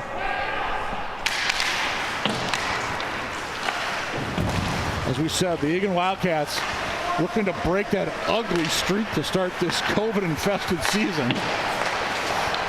Looking to move that round number currently in the W column. Eastview looking for win number 6 and potentially a home game in the first round of the playoffs. Eastview down low. Kish couldn't control. There's Glide for the Wildcats. Glide a little too far, poked out that time. And Eastview is going to regroup. They'll try to come near side. That's Larkey right below at center. He's battling in there with Glide. Kronberg in to help out. Mason in for the Wildcats. Will Mason and Glide back at defense right now for the home team. And Barbado will regroup for the Eagan Wildcats. This is Jensen. Couldn't quite get a piece of that one, and it goes all the way down for an icing. 11:06 to go in the regulation. Oh, there you go again. But, I think part of you is just hoping for an overtime game just so we can say we had an overtime game this year. Although I'm not sure that's going to be great for the cardiac condition of just about all these Eagan hockey fans. I don't know that they can. We found ways, frankly, to lose games and in several inventive ways this year. An overtime loss would really be a heartbreaker. I think back to that Shakopee game not too long ago where the Sabres scored $1:17 to go, I think. Kind of something like that, yes. Went in, and that was probably the most heartbreaking loss of the year for the Wildcats. Absolutely. Here at the arena. The battle behind the boards there. 21 in there is Domagalski for Eastview. Puck does finally squirt free far side. Cats look to bring it out. They do get it out of the zone. And Eastview had a couple of guys back. And they're right back in. Edmund watches that one go wide. Cats try to dump it out. 4-2 with a bounce. Quick shot Hansen. That hit Mason on the way through. Deflected wide. And we've got a whistle because we've got... It's going to be a penalty on the Wildcats. I think so. I'm not sure if it's going to be a trip or a interference. Officials are talking right there, so I'm not sure. Now they're going to get joined by the third official. Bottom line is it looks like somebody's going on the power play. The door is open to the Wildcat penalty box. The Wildcats did touch up and a penalty was called. I'm trying to figure out what the call is and who they're going to call. So they're going to go over and talk to Nick Johnson at the scorer's table. They're going to say Eagan had too many men? Haven't seen a signal yet. Lockenmeyer is going to go into the box. There was a collision near the blue line. They're calling a major penalty. They're calling a major penalty on Alex Lockenmeyer. Let's see if we can pick it up.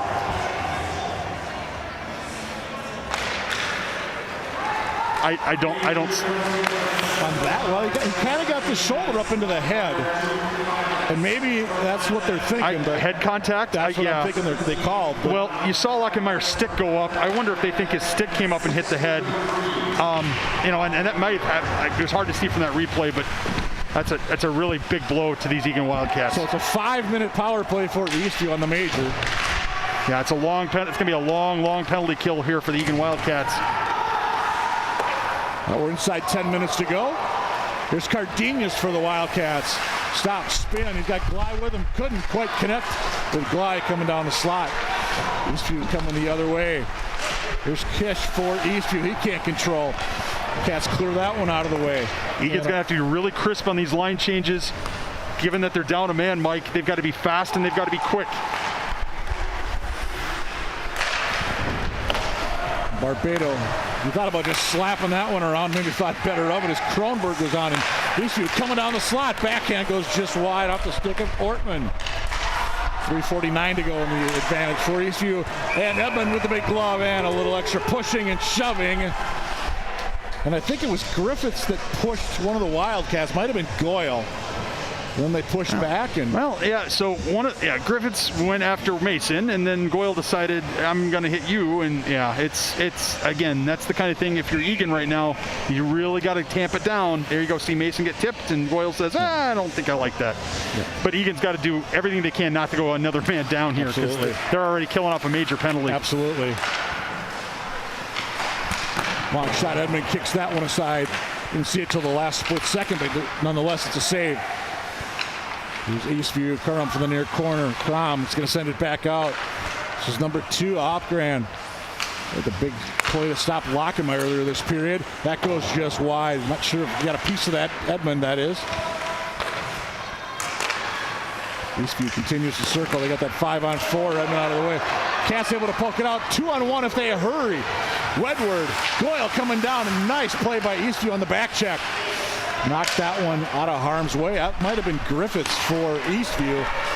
Halfway home in this third period. It's the Eastview Lightning 2, the Eagan Wildcats 2. Eastview just under 3 minutes to go on a power play, and they will remain that way with a save by Edmund. And what's doubly dangerous here for the Eagan Wildcats, Mike, of course, is the fact that it is a major penalty. Right. As a major penalty, if Eastview were to score, they would continue to run the penalty time, and Lockenmeyer is going to remain in that box. So it's almost like it creates a real challenge for these Wildcats as they're trying to pick up their first win of the season. Edmund, that puck is cleared out of harm's way briefly. Glye couldn't totally get it out. But that was Cron that after Edmund laid one down there. That hit the defenseman on the way through. And that one had to sting a little bit. That's Cardenas that time. Big block by Cardenas. Going down low again. Tritchler, he'll send it off. Just past the halfway point of the man advantage for Eastview. 2:21 to go in the extra skater for the Lightning. There's Glye for the Wildcats, kept in. Tritchler, nice job at the point. Eastview from the dot, shot. Edmund there rebounded, going just behind the cage. Eastview going to sit up top of the slot. There's a blast. Edmund with a stop on that from Tritchler. 2:03 to go in the man advantage for Eastview. Cats need a clear. Not only do they need a clear to get the puck out of the way, these guys are gassed out there right now on defense. Cron. So there it goes all the way down. And the Eagan Wildcats are going to make a 3-player change.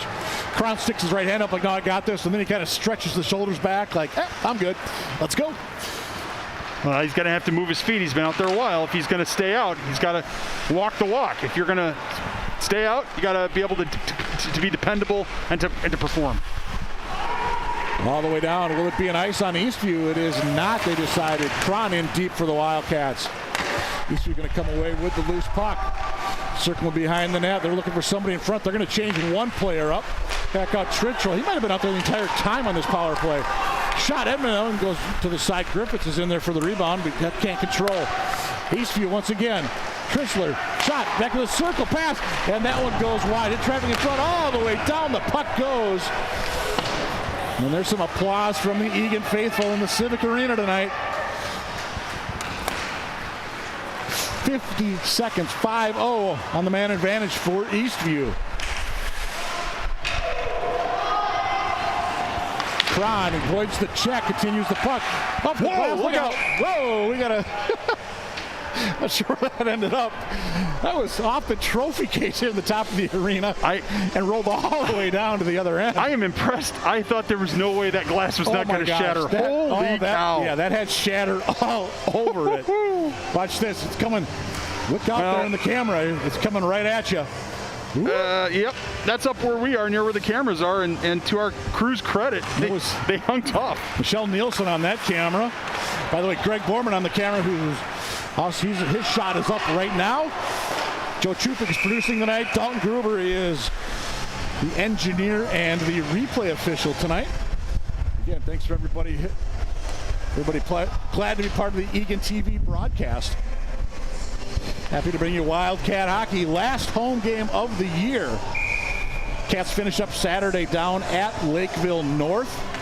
Eastview will finish down at the Rosemount Community Center on Saturday night against the Irish. And then St. Patty's Day, it's win or go home time.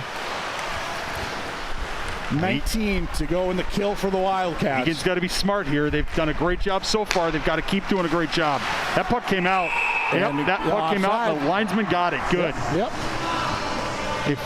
If the Wildcats ever needed a call, that was one they were going to need. They're being outshot 42-15. The last thing they need is a bad call at the line. Yeah, and for those of you just tuning in, that is not a typo for the shots on goal. Matter of fact, that's about average right now for the Wildcats. They give up 42 a game, and they average, I think it's just under 20 a game. But again, Graham Edmond standing tall between the pipes. And the Cats appear that they are going to kill off a 5-minute major against Lockenmeyer. 2-1-0. He is back on the ice. Down low, Grubner. Out in front, an opportunity. What a save by Edmund. Berglund denied.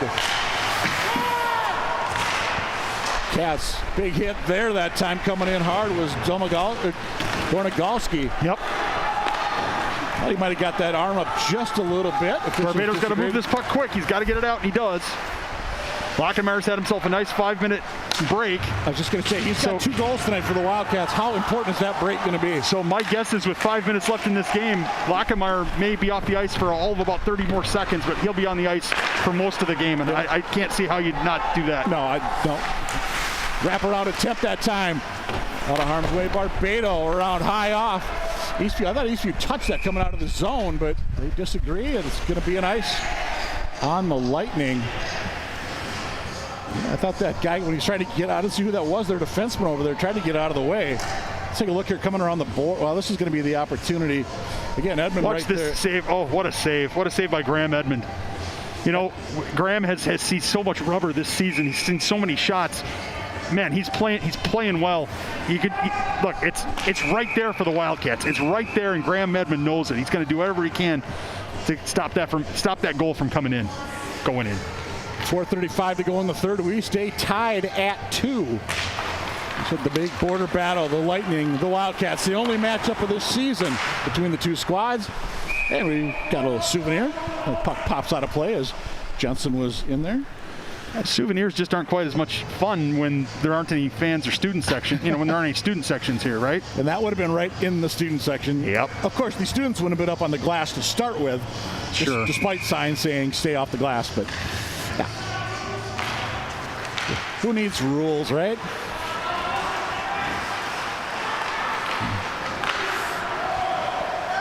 Eastview is going to send it in deep. Pika for the Wildcats. Couldn't control the puck. Eastview does control, however. Tried to get it across. Nice job coming across. Pika on defense, and he'll poke that one out for the Wildcats. Big hit. That was Gley on. You get a guy like Gus Gley that's hitting, this is a physical contest. That's right. Gley definitely one of these smaller Wildcats. And speaking of, here he comes. He's got Jensen with him. Gley, he's going to try to go deep. He's shadowed by Crom. In front. Puck comes up. Puck goes down. Gley across. Jensen couldn't quite get his stick down on it. Jensen will continue to give chase as we approach the 3.5-minute mark to go. I'll say it again, in regulation. Here's Kish for Eastview. Kish, nice. He was going far side. Edmund read that well. Wildcats will just poke it on down. It did not cross center, however, just a mental mistake by Cardenas. Another stride, maybe two, and you're there. So instead, the faceoff will be in the Eagan zone. Yeah, it's that with 3 minutes and 20 seconds left in a 2-2 hockey game, we just can't make those types of mistakes. We can't, the Eagan Wildcats, their margin for success, and we talked about this with the football program as it's rebuilding, Mike, the margin for success is so small that if you make mistakes and hurt yourself, make mistakes and shoot yourself in the foot, so to speak, it's almost impossible to have a successful outcome. And we'll see if the Cats, Eastview had two guys in, trying to get deep. Edmund was there, nice job. He stopped that shot off the stick of, I believe that was Ortman. Ortman's kind of sneaky out there. He just kind of, you don't see much he's in with the battles, but then sure enough, that puck is on his stick. Nice move. Noticed that a few times tonight. Excuse me, Mike. Nice move by Wedward. He slides it past the defender, and then he beats him to the puck. That was really textbook stuff. Glide, nice job of keeping that one in. Lockenmeyer far side. He'll shoot from there. He scored from about that spot earlier this period. Will Mason, he'll poke it in. Eastview just, speaking of Ortman, there he was. Kind of passes it to himself. In deep, Cron, Wildcat, Ortman, Eastview. Too far for Wedward. Cats are going to get a change up behind the play. They wave off the icing. Cron for Eastview. Big hit that time. Collision. That was Oakgard and Jensen. Or Oakgrand. Check that. Pika for the Wildcats. Number 5. That was one on about 3. Cats able to poke it out. Jensen with an opportunity on that right side. Stop, spin. Parker Jensen opportunity. He'll leave it for his teammate. Coming down low, up in front. Nobody there. It's going to be Barbado instead. Top of the circle. Shot on. And making the save that time was Jensen. And what else but a little pushing and shoving. All right, I know it's going to sound like a part of the Parker Jensen fan club, but I wouldn't, of all the guys on the Eagan Wildcats that you want to get physical with, he might be the least likely candidate for a guy you'd want to get physical with. He's in there doing his job. As you see Goyle circling, and you see Cardenas, I think that's Cardenas over there on the far side. We've got a little bit of jump in that green line tonight, Mike. We've got a little bit of jump. We've had some offensive opportunities, and we've certainly seen some physical play. You see the clock, there was 1:48 to go here in this third period. Griffith's opportunity, Will Mason with it. Griffith backhand, Edmund, what a save! And there's going to be a penalty, but what is it going to be? Are they going to call a penalty shot? They are, I believe. There's no way that's a penalty shot. That isn't. There's no way. They pointed at the dot. Let's take a look. They're calling a penalty on Eastview. They're not calling a penalty shot. They're calling a penalty on Eastview. Okay, he pointed out the dot. Griffiths. He absolutely just barrels Edmund. He didn't make any attempt to avoid Graham Edmund at all. He just absolutely trucked him. And given that they've given Lockenmeyer a 5-minute major, I wonder if they're thinking a 2 and 10 here or a 5-minute major. And you see Griffiths is reacting. Yep, Griffiths is reacting very negatively here. He's going to get a 5-minute, and he's got to be careful. He doesn't want to get he absolutely trucked the goalie. And I don't know if we're getting a timeout here, if they're just repairing the ice, or I think we're getting a delay here as the goal was knocked completely asunder. Well, and I'll tell you, I'm glad, Edmund, you saw his head bounce back. Yep. Did not hit that post. No, didn't hit the post. And Graham's tough. I mean, he's had 44 saves tonight. And he and Lockenmeyer are definitely, if we did first star of the game, maybe that we do that next year, huh? Stars of the game, eh? But, I think he and Lockenmeyer tonight have certainly been the Eagan stars of the game. Graham's done a great job of standing tall. He knows he has to do that to be successful for this team. So Grubner, Tritzler, they're looking for an explanation. As just to the right of that shot, you've got the Eagan Wildcats around head coach Todd Carlson. Can you get much of a better opportunity to get that first win of the season? Well, and what's excellent here for the Wildcats is even if they score in the next minute and 39 and there's a little time left, they're still going to be on the power play. That should, if I'm honest, that better make defense pretty darn easy because you're going to outnumber the other side on the ice. Contact to the head, the official call. Okay, so head contact. So Boy, like I said, the official behind the net, he was pointing out like it was going to be a penalty shot. And I think the Eastview fans saw that same thing because they were up on their feet cheering. Yeah, I'm not sure on what planet that you could call a penalty on the Eagan defender there. I don't know what. I mean, he just wrote him off the play. You know, it's not like he hooked him down. So what we're going to see now is an Eagan power play that has, has struck already tonight once. They have. Granted, that was on a 5-on-3 situation, but we need competence in our power play here. Well, let's see what Aaron Fulton and the Eastview Lightning can draw up. Todd Carlson and the Wildcats. And like I said, this is a situation where Coach Carlson's going to put every player out there who he thinks is going to give him the best opportunity to be successful. I think we're going to see the blue line, the top line here for the Eagan Wildcats. We're going to see on defense some guys that for this power play, well, actually, I take that back. This is the first power play unit. Yep. They're not, because we're not skating 5-on-5. It is a power play, so Wildcats know I've got to get control of the puck. So we're going to see Cron, Mason, Goyle, Lockenmeyer, and Woodward are going to be your 5 for the Wildcats. It's essential that the Wildcats control the puck and communicate and work together here. Just want to say, we've been saying all night Carter Jensen is in goal. They've got him listed as number 1 on the program, but he's wearing number 30. We were told he is the guy tonight, so apologies if we've gotten that one wrong tonight. But so the Cats with 90 seconds to go in the period. Going to have to hustle down there. Larkey for Eastview, aggressive play. Mason for the Cats. Here comes Wedward, sends it far side. That's going to be Cron in deep. Here's Watts taken out of the play that time by Grubner. Cats back out, send it across. Lockemeyer looking for the Hattie. Mason long shot. That was high up into the netting as it was tipped. And the face-off will come inside the Eastview zone. Wildcats have every opportunity here. They've got 1:05 remaining. Yeah, I'm just looking at the Eastview goalies. Is that number 30? Is that Hendrickson? Yeah, they have him listed as a defenseman in the program, which is why I'm wondering if it is indeed Hendrickson. It was kind of looked like a long name on the back. But yeah, we were told it was Jensen getting the start tonight, so I thought maybe he borrowed a jersey. I'm not sure. Corey Hendrickson is, if I'm not mistaken, to be honest, Hendrickson is. I personally happen to know the Hendrickson family. He was a goalie or is a goalie. And he's going to have to steer that one aside.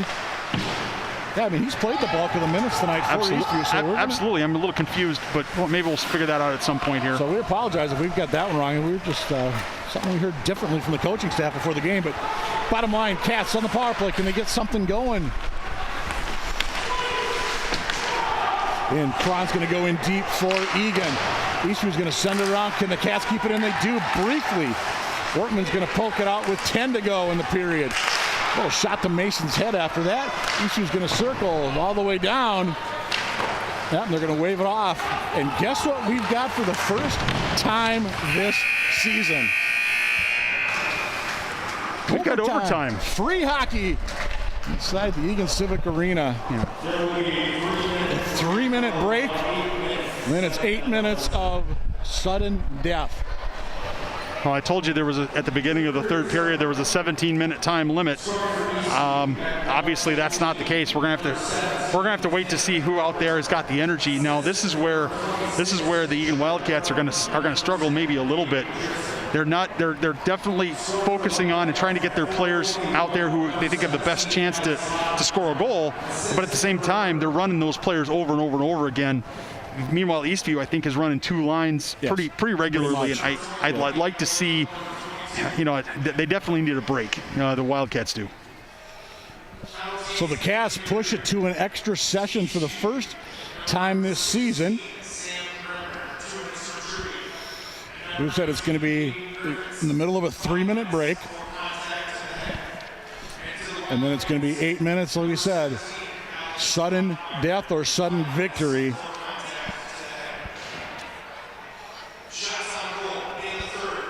Should mention a little bit ago we talked about some of the Nordic skiers that took part in the state meet. We had some alpine skiers from both schools up there as well that competed on March 10th. In the boys' meet, you had Evan Brown from Eagan and Ryan Whalen from Eastview. Girls alpine skiers Courtney Bumpers and Helen Paulson for the Wildcats. Kate Young and Megan Young skiing for Eastview up in Biwabik. It's that time of year. It's section activity, playoff activity. Well, the great thing about Nordic and alpine skiing, it's easy to social distance, right? Exactly. Because you have a big mountain to skate on. Absolutely. Or ski on, excuse me. Absolutely.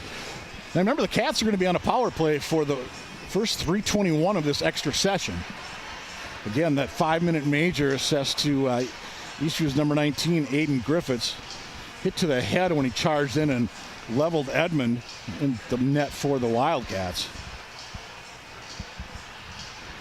Well, you'd like to think that there's something inspirational going on in both of these huddles. Although I have to say, if you're Eastview, are you just a little nervous right now that you might be the team that loses to the Wildcats? Yes.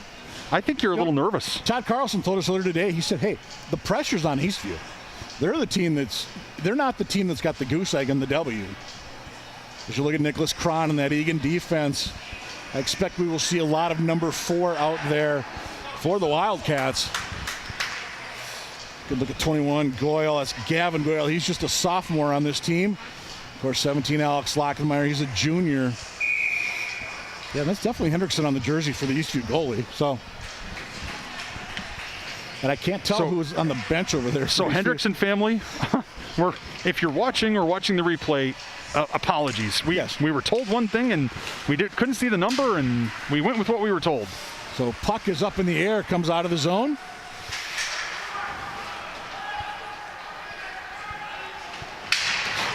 Big hit on that far side, and we have got, what do we got?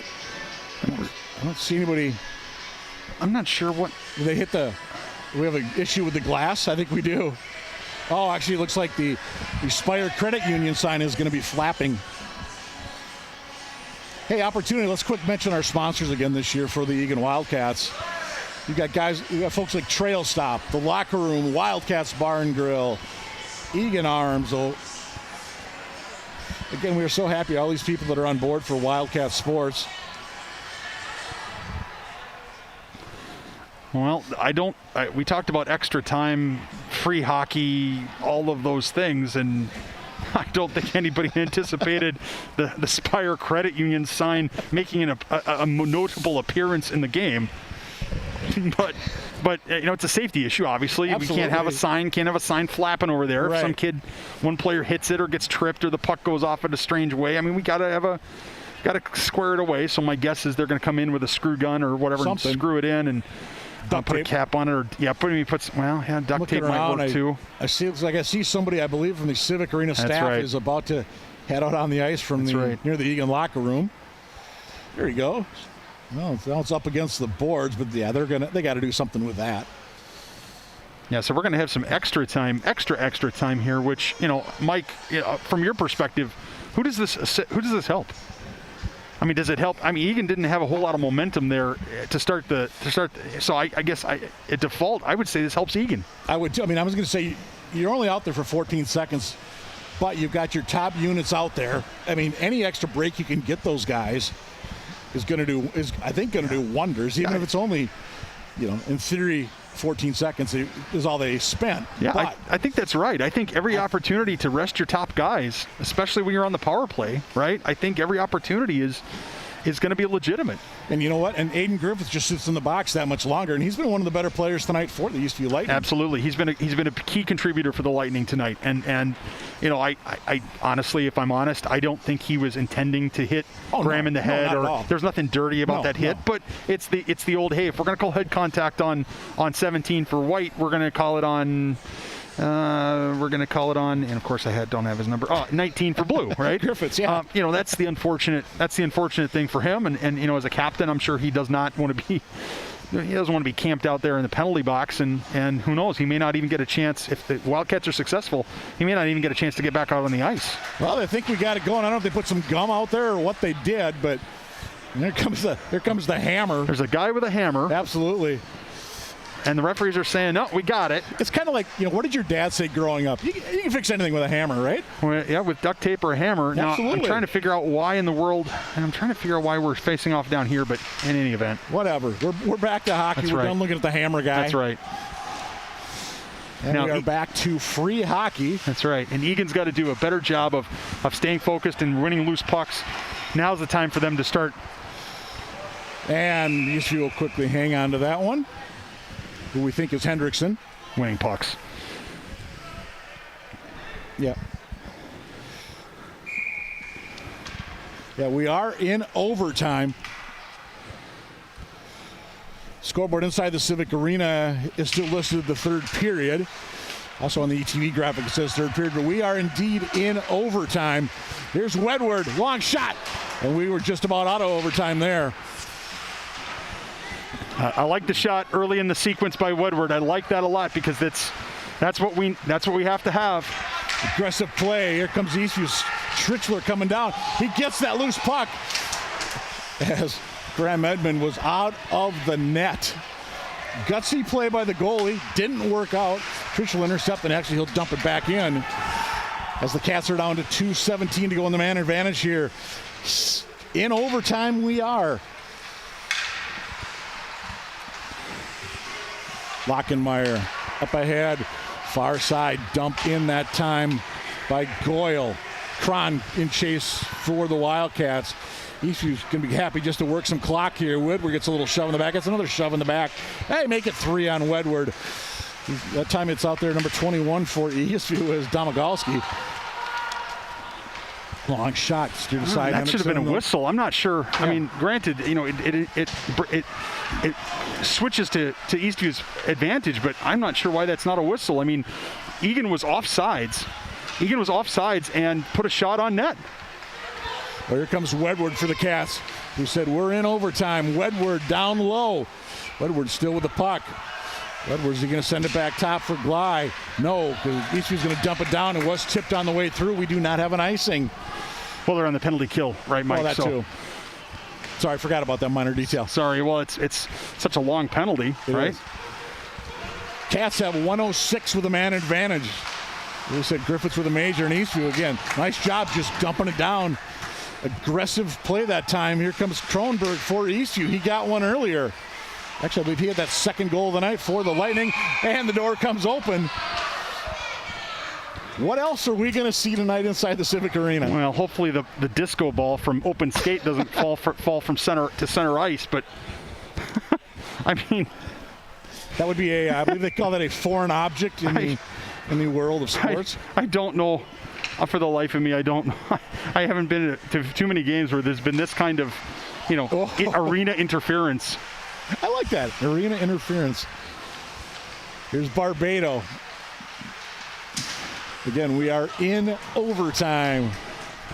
Wildcats still have a power play, but they're not making any progress. We're passing around our goal and losing the puck and getting it back and losing the puck, and the forecheck is there. They've got to pass the puck. They have to move the puck more than 3 feet when they pass it. Yeah, we've got to push the puck up. Yeah, you need Eagan 17, Lockenmeyer and company, not Eastview's Kronberg. Here's Cardenas. He'll leave it. Barbado. Shot on tip. Backhand goal! Cats win! Cats win! Oh, it's Parker Jensen's first varsity goal. He slams in the rebound. Oh, that's been a long time coming for these Eagan Wildcats. A winner in overtime. His first varsity goal. He's had a brilliant game for the most part. Committed one penalty, but so be it. Everybody's excited. You see what students we do have here. You see the managers, the parents, the moms, the dads. Barbado shoots. Oh, that's just. And then wow. Jensen puts it home. I don't know. I'm gonna have. I don't want to be a smart reader here, but I don't know how you let Parker Jensen, a guy that his size, he was alone in the crease by himself, Mike. That is something that we see routinely unfortunately, with the Wildcats against, say, Rosemount, but that shot right there says it all. The Cats are all excited. Eastview's on their bench in disbelief. Let's hear from Nick Johnson, your public address announcer. And number 28, Parker Jensen! A Assist to number 22, Ben Barbado, and number 37, Gus Gley. Jensen from Barbado and Gley at 3:06 of the overtime. I got to be honest with you, as much as celebrating as there is, there has to be some level of quiet disbelief there for the Wildcats that we found a way not just to put ourselves into a position to win, but we got over the top. And I really wish, I'm sad this is our last home game, because that means we're not going to get a chance to talk to Coach Carlson in preparation for another home game when we're broadcasting. Oh man, you just want to enjoy this moment.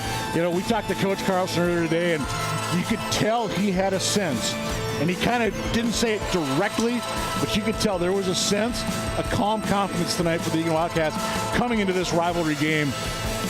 And it's 3-2 Wildcats in an overtime thriller. Absolutely. I was going to say, I don't know if we're going to watch it here. Yep, I think, we're going to see the goals here. Replays. So the first goal by Hansen, a nice backhand, answered by the Wildcats. Cardenas now he's going for the shot for that corner. Sent it over. Yep. Some of our highlights tonight. Here we got the goal. One of the goals from it was Lockenmeyer's first one. Yep. Absolutely. You should see the credits roll across the bottom of your screen again. And here we're going to have another snipe. Lockenmeyer, just a fluke. Hey, throw it on net. You never know what happens. And they're going to be partying at Wildcats, we were just told. So here it is. Barbado puts it in. Look at that. Jensen by himself in front. I mean, just absolutely by himself in front. And it's fantastic. Here's a guy that was kind of like an extra. Came up with JV a few games ago. Look at that hand-eye coordination past himself. His confidence has got to be through the moon, and to be a contributor to this team in that way. You know, he was dropping some hits. He scored a goal. I mean, that's about as good an opportunity as you're going to get. That's a great result. Parker Jensen, #1 star of the game. Yeah, imagine that. Graham Edmond has 45 saves, and Alex Lockenmeyer scores 2 goals, but Parker Jensen might be our #1 star. How many saves did he have? Well, if Eastview had 2 goals and 47 shots, that's 45 saves. They said 25. No, forgive me. 45. Whatever, we're too excited. We're delirious. Hey, that's going to wrap things up for the home season this year for the Eagan Wildcats, and what a way to go out! That's the best way possible. Mike, thanks for helping me with being a crutch to lean on. It's been fun to call these games with you, and we got to win here at the end. I just want to say one other thing. Eagan football had 1 win this year. They beat Eastview. Yeah. I didn't want to tease that earlier in the game because honestly, I felt like if I did. Anyway, this time it's the boys hockey team. Wildcats, yes, they are roaring tonight. They are victorious for the first time this year. Wildcats 3, Eastview 2. That's going to wrap it up from the Eagan Civic Arena. And again, thanks to everybody on the ETV crew, Dalton Gruber, Joe Chupik, Greg Borman, Michelle Nielsen. He's Nathan Cron. I'm Mike Cook, and we say thank you so much for being with us, and we will see you next time we're around for Eagan Wildcat Hockey on ETV.